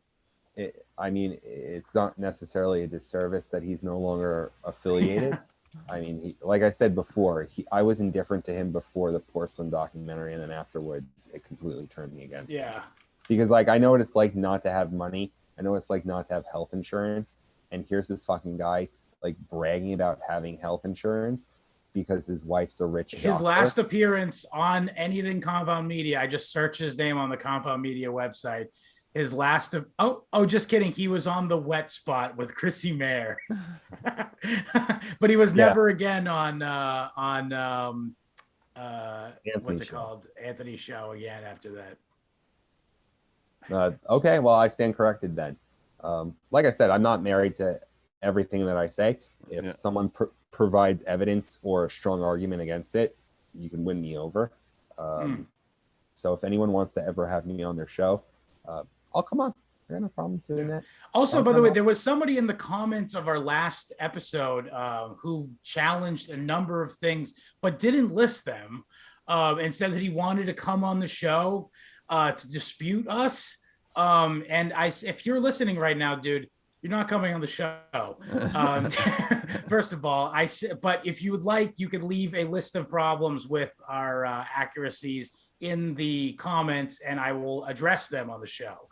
I'm not going to have a random guy on the show to tell me I'm wrong. Anyway, I get that at home. Yeah. I get that in the men's bathroom at the bus station.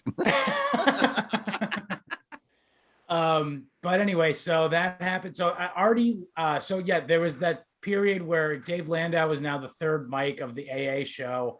And in short order, Artie left because I believe he had to go to prison.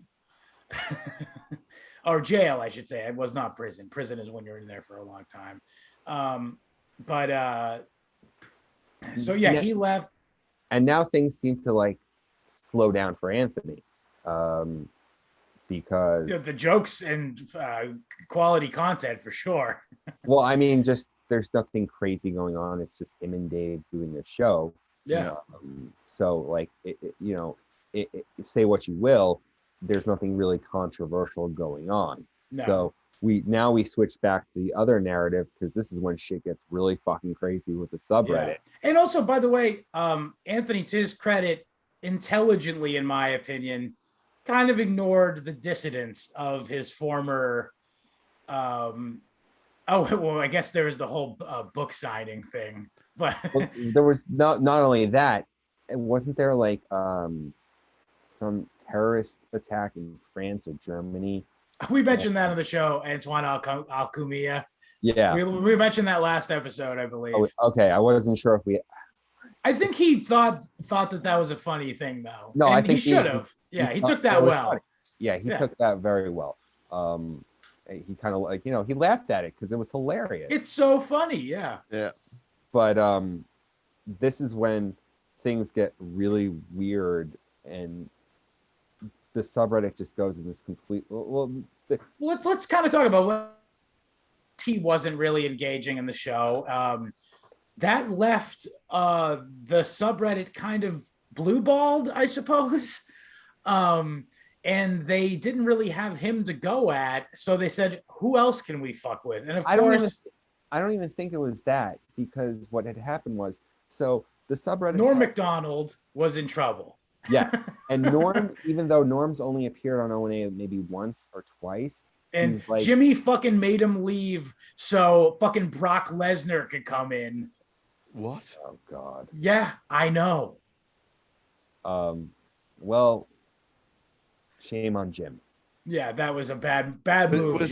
Was that because Norm slams Jim Norton anytime he gets mentioned? You know that? I didn't know that, but also I don't believe that was the reason. I think that might be a comic thing. But regardless, it was definitely not an intentional attack on Norm. He really just wanted to get Brock Lesnar's signature, his autograph and photo. So Norm is, even though he didn't appear as much as, say, Patrice or Colin, he's one of the saints of the subreddit. Yeah, well, he's the best living comedian. Yeah. Yes, he is the original Based, if you will. Says whatever the fuck he wants, and that's how he wound up in Hot Water. Yeah. Not the show, but which I would love, by the way. That would be hilarious. I mean, talk about a guy who can make zero material funny for hours. Yeah. Oh, and he'll just say whatever the fuck he feels like. Yeah. I think the way his mind works is just. Well, also, I think Norm is considerably more intelligent than most comedians. People. So, yeah, people. Yeah. Isn't his brother like a cult leader in Canada? I don't know. I mean, Norm could be, couldn't he? With that magnetic personality, he could start up a cult tomorrow if he needed some more gambling money. And it goes back to the fact that Norm and Artie were friends and they did Dirty Work together. Yeah. Great movie, by the way. Oh, Norm was great. Both of them were fun. Yeah. That. I actually unironically like that movie a lot. Yes, it's fantastic. Even though it's cheesy and stupid, it's the best thing Bob Saget's ever done in his entire career. Best spot. He directed it, I think. Yeah, it's really good. He did, yeah. So Norm had defended. This is after, and I don't need to tell this, but Louis was in trouble for jacking off in front of chicks thing. And This was then- right after the Roseanne cancellation because she thought the bitch was white. And by the way, not Which for nothing. she is. I mean, well, Middle she's Eastern. Iranian. She's Iranian, really, but Yeah. Persian, yeah. Yeah. But the point is that she's not. I mean, also she looks like fucking what's her name's character Helena from Helena Bonham Carter's Carter, yeah. character from fucking Planet of the Apes. But anyway, everybody knows that story. By the way, are you aware of the what her claim to black lineage is? What? She's the great or something granddaughter of a slave owner with one of the slaves. So she's just as much a slave owner as she is a slave. Yeah. Also, I mean, Genetically. she's definitely CIA. So, I mean, what do you want me to say here? Yeah. She glows in the dark when you turn the lights on around her. Turn the lights off around her. Well, that's just that Persian complexion. That's part of it, yeah. But she's a spook. I mean the federal kind. Just to be completely. Can I just say something before we really dive into this? Yeah, sure. I don't think anyone here, I hope I can speak for all three of us, ever advocate harassing people in real life. No, God, no. Yes. You can harass me. How about that? I don't advocate calling, texting, overall fucking with people's lives.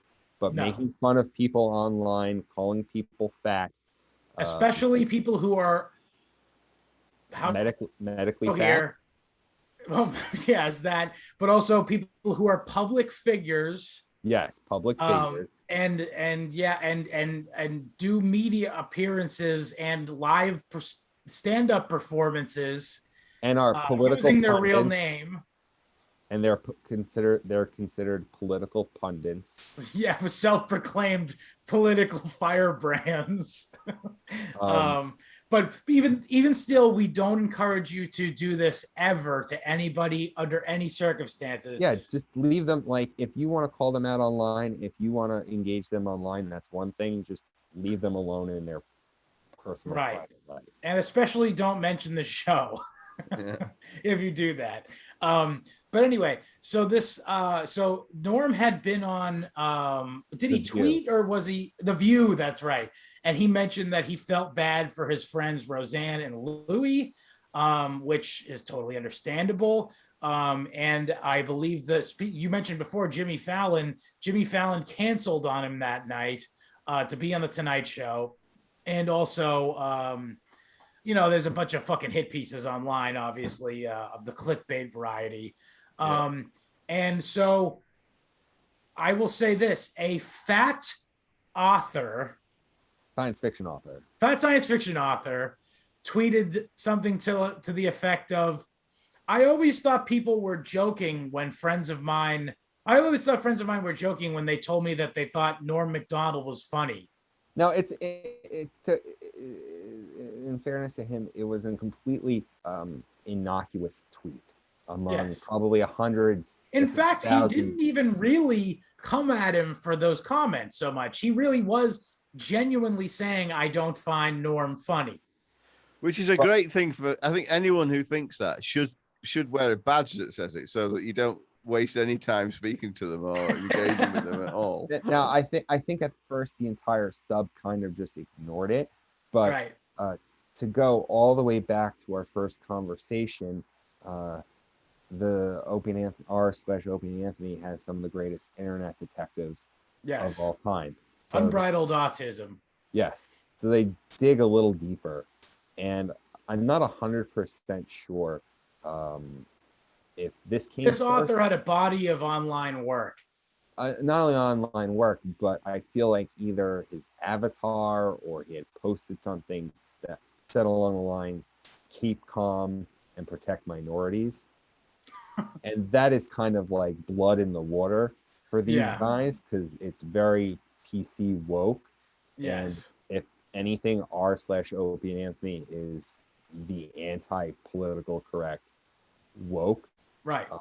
And I don't think anyone really understood the depths of what of a lolcow this guy would become.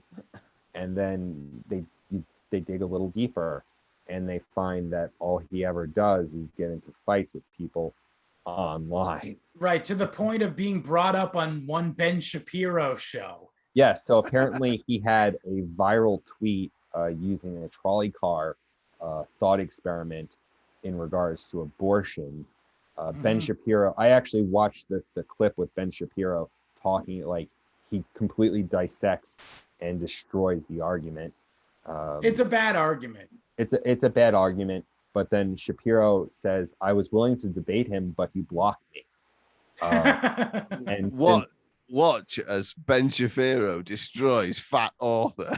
Yeah, fat science fiction author. This guy has ever since then had Ben Shapiro on a block, but still attacks him because that's the kind of guy he is. And I'm trying to tread very lightly, and full disclosure, he's suing the internet. Yes. He's trying to, like, I believe he's trying to make a landmark case that will forever set legal precedent so that no one can ever make fun of people on the internet again, if I'm to be correct.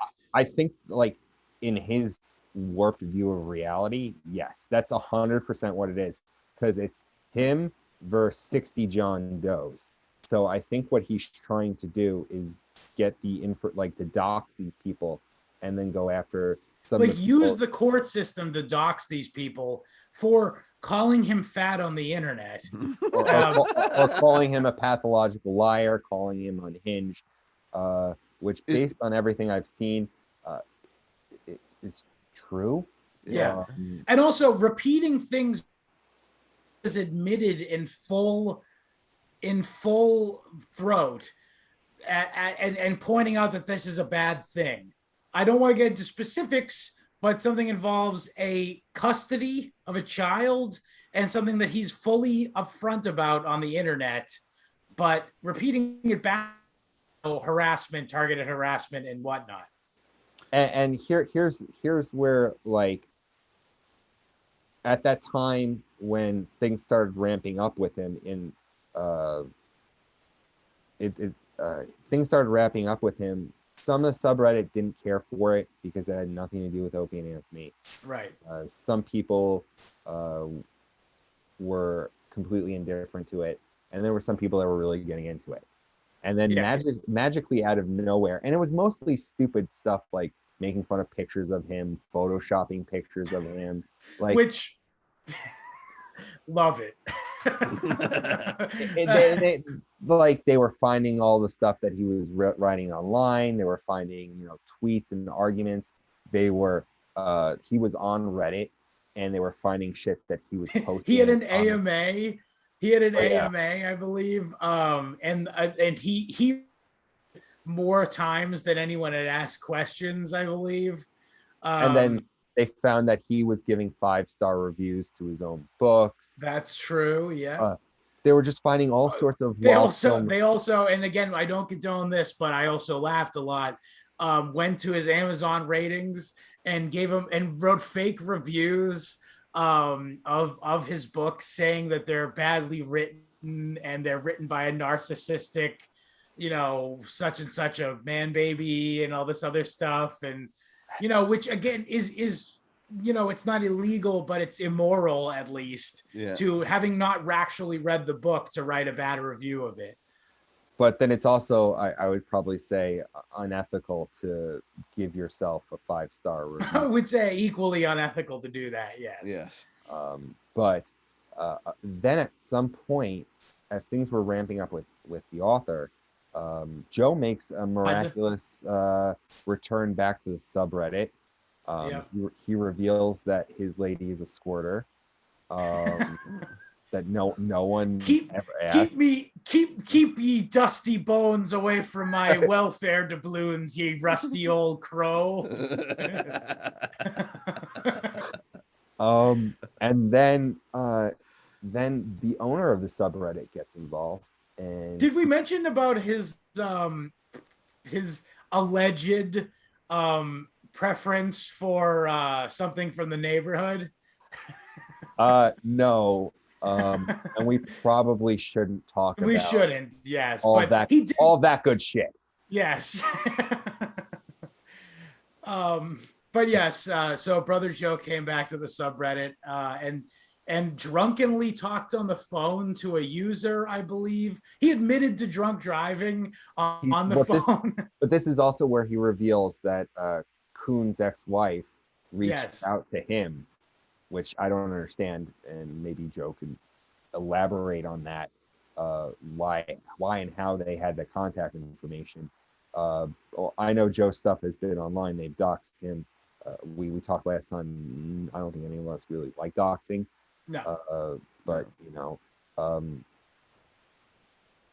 the owner, Space Edge of the sub, basically says no more talking about this author guy, and in traditional sub fashion, they give him the middle finger. You can't say no to these people. No, you can't.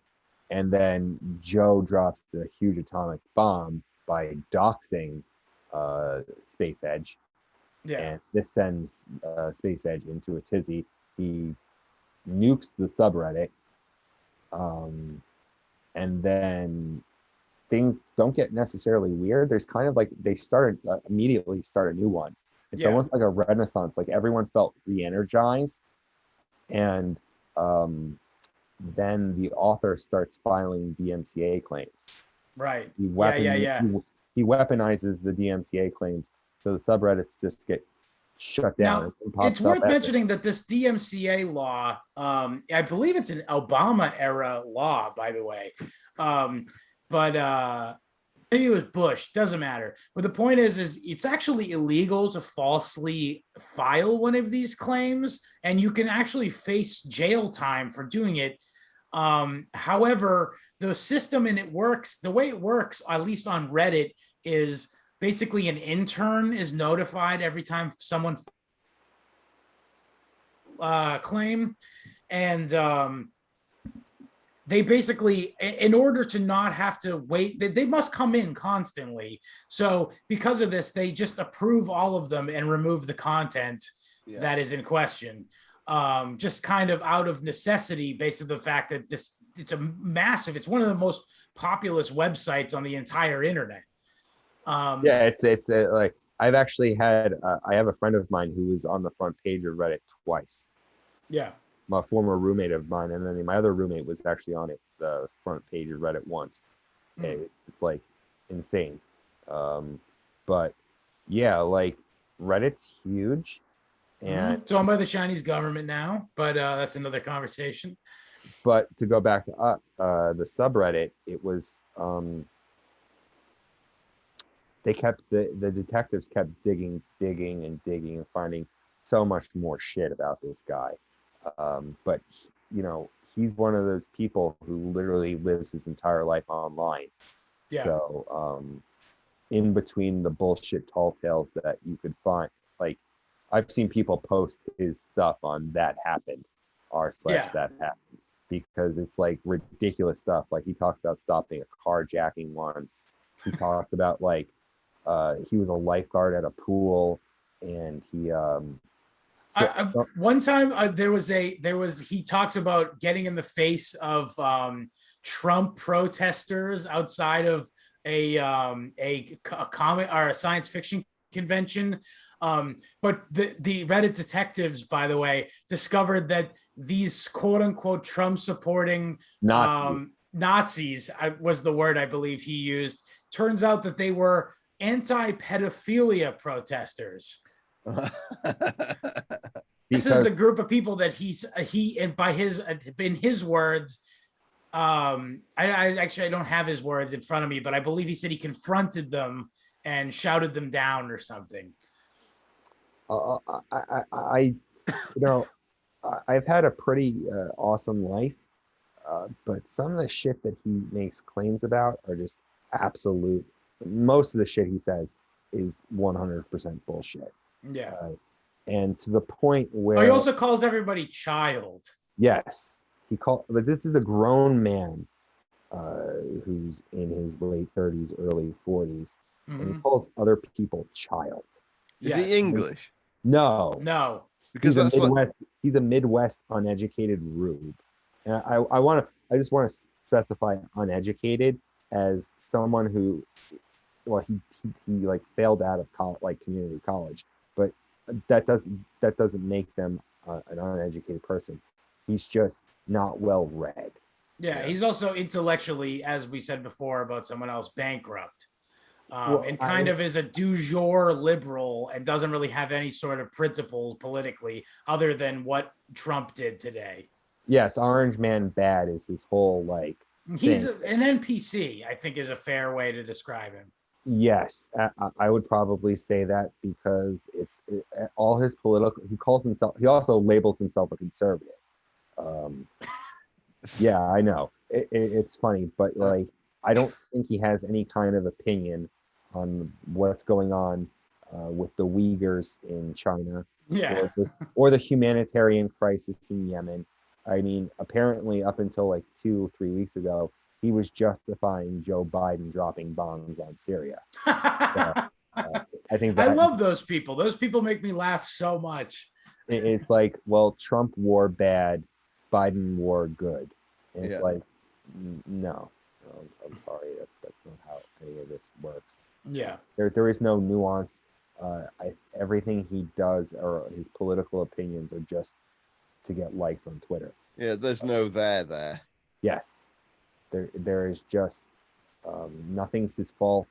I mean, you take all the poor qualities we've talked about in the last six 7 hours and turn it to 11, and it's that guy. So that's why I think he's resonated and been like so fucking like this has been going on for 2.5 years. Yeah. And there have been other people that have come in contact with the sub that they shut their social media down. Logan Lynn. Logan Lynn, there was some girl that went after tried to get Colin Quinn canceled, and she literally was like 19 years old. She shut off all her social media. Like, Yeah. when shit like that happens, you just walk away. But Tyler the Creator quote. he just literally has responded to every single troll, despite everyone telling him not to engage. Yeah. And he considers himself a troll hunter, and this has been going on for 2.5 years. Like, it's been nonstop to the point where where some people have they send him text messages, they call the bar that he hangs out at. Like, I like I said before, none of us advocate for any of those things, but like calling him fat or calling it BS on something completely like ridiculous. Like I said before, he said that he sewed someone's wound up with a basketball needle. Wow. Like, I don't remember that one, but that is insane. That is another level of fucking disconnection from reality. His whole thing is like, his whole shtick is like, he's a man. Like, he's technically like a dude. He has a fucking British-made motorcycle. There's that. He's 2A. He's a gun owner. He likes to drink beer and watch sports, but he also likes nerdy stuff like science fiction and he builds models of the Star Trek Enterprise. Yes, and it's like, oh, congratulations. He's a Renaissance man. This is the way I look at it. He thinks he's Batman, but wants to be Captain America. Again, this is what it fascinates me. And we talked about like how I'm fascinated with psychology. It's like, what motivates someone to lie like this? What motivates someone to create bullshit stories out of thin air just to get social media? I mean, you want my opinion on it? I believe it has something to do with dopamine spikes that are caused that are caused by social media addiction. I just think he probably has some kind of addicted personality because he tweets more than Anthony and Opie.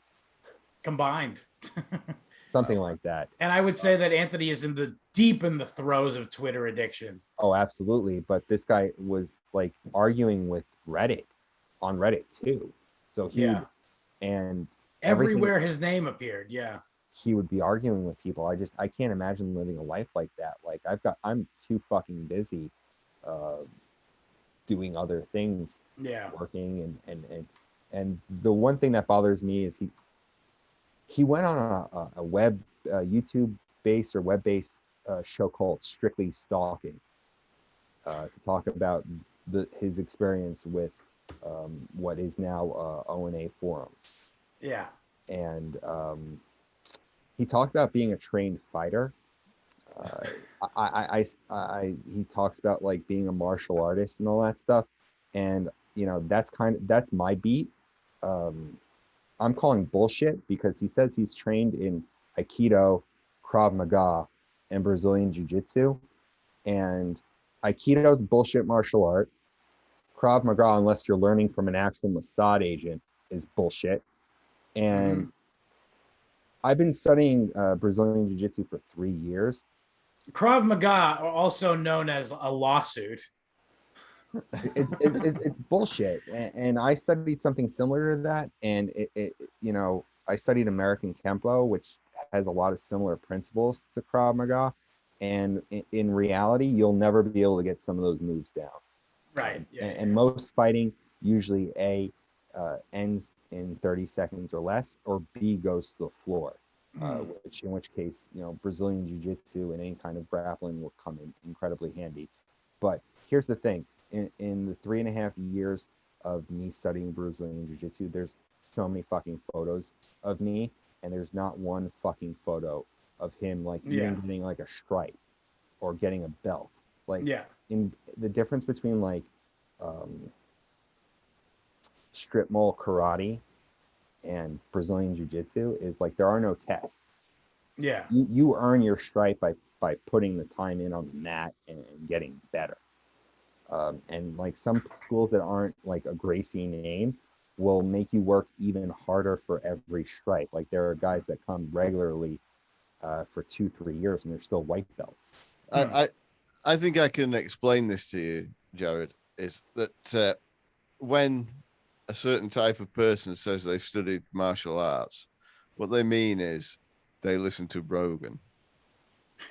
Well, I don't even think he listens to Rogan. But I think he probably thinks Rogan's a chud. He probably thinks Rogan's a Nazi, incel, transphobe, whatever you want to label du jour. Yeah. But I'm just he called himself a trained fighter, and it's I recently started. Also, I know this is the thing. I'm gonna give a Chad homonym here. You listen to the guy's voice, and he's not beating anybody up.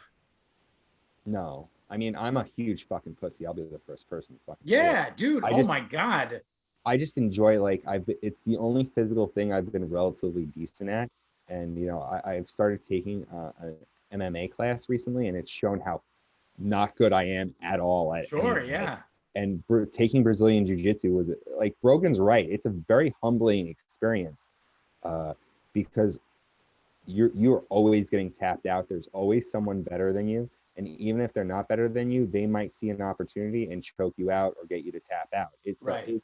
It's been an incredible experience. It's meritocracy. Yes. You earn what you get in that. And I can't see someone like him who seems to just take the easy way out at any opportunity to stick with something like Brazilian Jiu-Jitsu.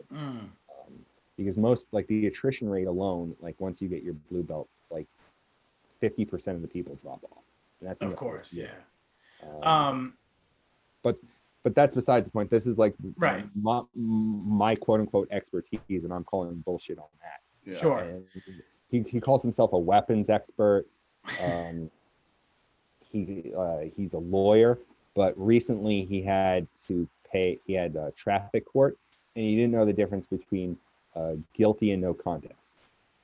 But this is a constitutional expert, legal expert who knows everything about it. Well, And yes. So I believe, and I don't, because we haven't named him. I think I can say this. The guy's a liar. yes, But anyway, but the point is the thing we wanted to get to is the fact that he weaponized this DMCA system of any sort of content related to him. He would make a DMCA claim. And again, we mentioned he's very online. He has all to fucking end the subreddit. And he combined forces, not together, not consciously combined forces, but simultaneously was at the same time, one Joe Kumia did the same thing for and you want to hear something funny? Because Joe admitted this, like that he reached out to the guy. Yes. And the guy, the fat science fiction author. Yes. And the fat science fiction author told Joe to fuck off. And it's like, it's funny because Joe was like reaching out to someone that he was trying to give an olive branch. Yeah. And it's someone that he completely ideologically, like completely disagrees with, but found like maybe the enemy of my enemy could be my friend. Yeah. And this guy is so fucked in the head. He was like, fuck this guy. Yeah. Like, and it's like Joe's been had to deal with far worse than you have. Oh my Lord, much just worse. Trying to commiserate, and this guy's like not interested because he brings up on the stalking podcast about how like other people have been the victims of him, but doesn't bring up Joe because the narrative is these are Nazi right winger like oh right, yeah. But Joe is like Fox News conservative. Oh my God, yeah. He had David Duke on his podcast, if you recall. Yes, I remember. They talked about Mandela being a communist and all that, Jewish supremacy, and we run the world apparently. But yeah, it's just funny because he wouldn't bring up Joe. Yeah, it destroys his narrative, of course. And the narrative is incel Nazis are stalking me. I don't know who came up with this word, the same way someone came up with Greg shells, but whoever came up with this term crybully, oh yeah, they deserve an award. They deserve $1 million. Yeah. And they deserve 72 virgins in heaven. Based. And they deserve a blowjob before the jacuzzi. And after the jacuzzi. Yes. But this whole thing though resulted in perfect description of what he is, of course. He is a crybully because he'll antagonize, he'll fight, and I think the reason why he hasn't stopped is because he can't put these people behind a block like he can with everyone else on Twitter, and they won't fucking stop. Nope. Yeah. And he doesn't see the negative feedback loop that he continuously. But this is a theme throughout this whole. As soon as the internet gets involved in the O&A story, is people. I mean, I guess Anthony's kind of learnt his lesson now that he seems to be ignoring it all.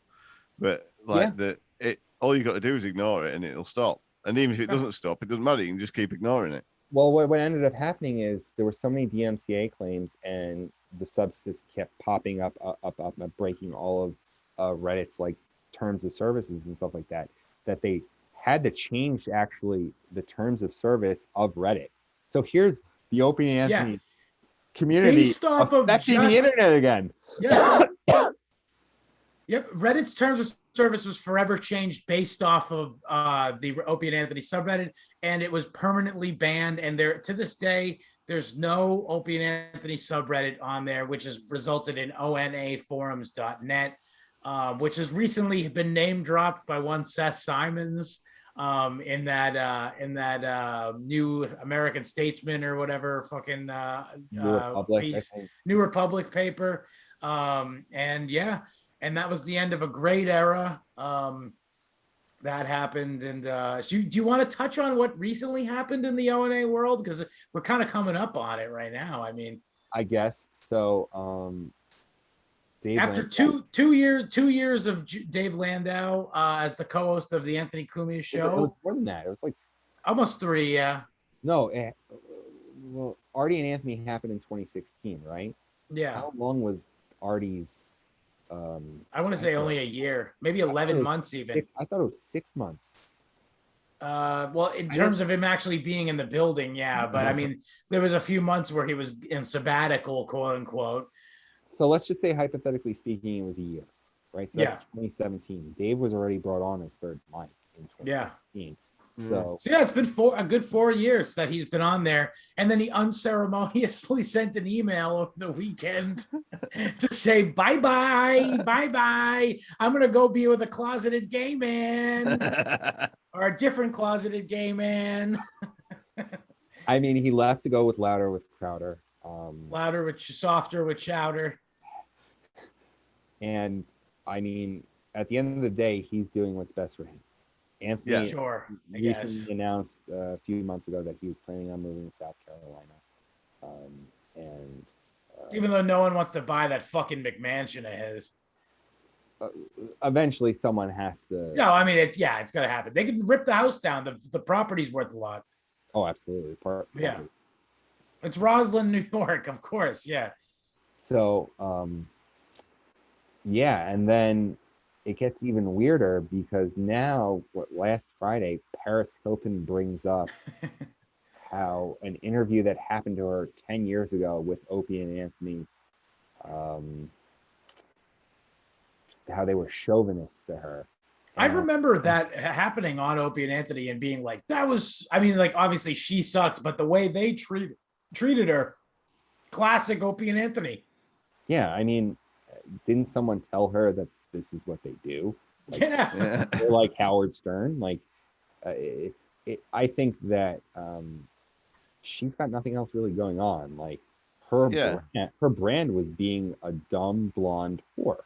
Yeah, and that's how they treated her. This is before slut shaming and sex positive and all of that shit that's happened in the last 3 or 4 years. It seems to me like they were pretty nice to her, really. They were, I mean, they probably all walked in and were like, I want to fuck her. I mean, yeah. I mean, they were pretty nice to her, but they were also kind of making sly digs at her, which is what you do. Yes. Excuse me. Can we pause this for one moment? I got to use that. We can just wrap. All right. I mean, this is pretty much the end. Yeah. I'll be right back. I promise. Okay. Well, let me do my plugs and then you can come back and do yours. Anyway, so that in summation, I guess, that is pretty much up to date, the long and short of what was the Opie and Anthony show and its malcontents and its aftermath and all of what resulted in it. And thank you for coming along on this ride. I know we're a bit meandering at times and went off topic at times, but I think it's just something that's so central to the internet. This entire story really, it shaped the internet for what it is today. So yeah, I don't know what else to say. It's great. But for us, go to www.historyhomos.com for the audio version of the show. And you could also follow us across social media on Twitter and Instagram at historyhomospod. And William will be happy to get back to you. You can follow me on Instagram at Scott Lizard Abrams. Please leave us a review on iTunes. Oh, please, and a rate. Please also check out our Telegram group, which Jared, you're a member of the Telegram group covertly. Yes. But what's it called? So check that out. It's a lot of fun. We like to shoot the shit and send things to each other and discuss the news of the day. So find that at t@tranny.me/historyhomos. For the channel, and we will keep you all the pertinent details and updates on there. And t@me/historyhomos chat for our group chat. And that's where all the fun is. And for any questions, comments, or concerns, please email historyhomos@gmail.com. And for the video version of the show, please check out our YouTube, which you can find by either searching History Homos or by following the link in any of our social media bios. Jared, what do you want to say to the peeps before we go? check out the East Side Dave Show every Tuesday at 7:30 on compoundmedia.com, and then you can check it again out free on Fridays on YouTube. Nice. Check out Catalyst Wrestling on the Fight Network, but you should get it on Gas Digital, and you could probably use the promo code Catalyst to get a free trial. Other than that, I enjoy listening to your podcast. I have to. Which episode am I on? Hold on. I've been, like I said, I do listen to your show. I really enjoyed the. We appreciate that. We love having you on too, by the way. Now that we're done with this labor of love here, we can just have you on to talk about something else. Well, I already told you the idea that I wanted to do. I think you guys will like it a lot too. Well, I think the listeners will like it a lot too. But yeah. Yes, So I'm on Can't Get You Out of My Nazi Jewels.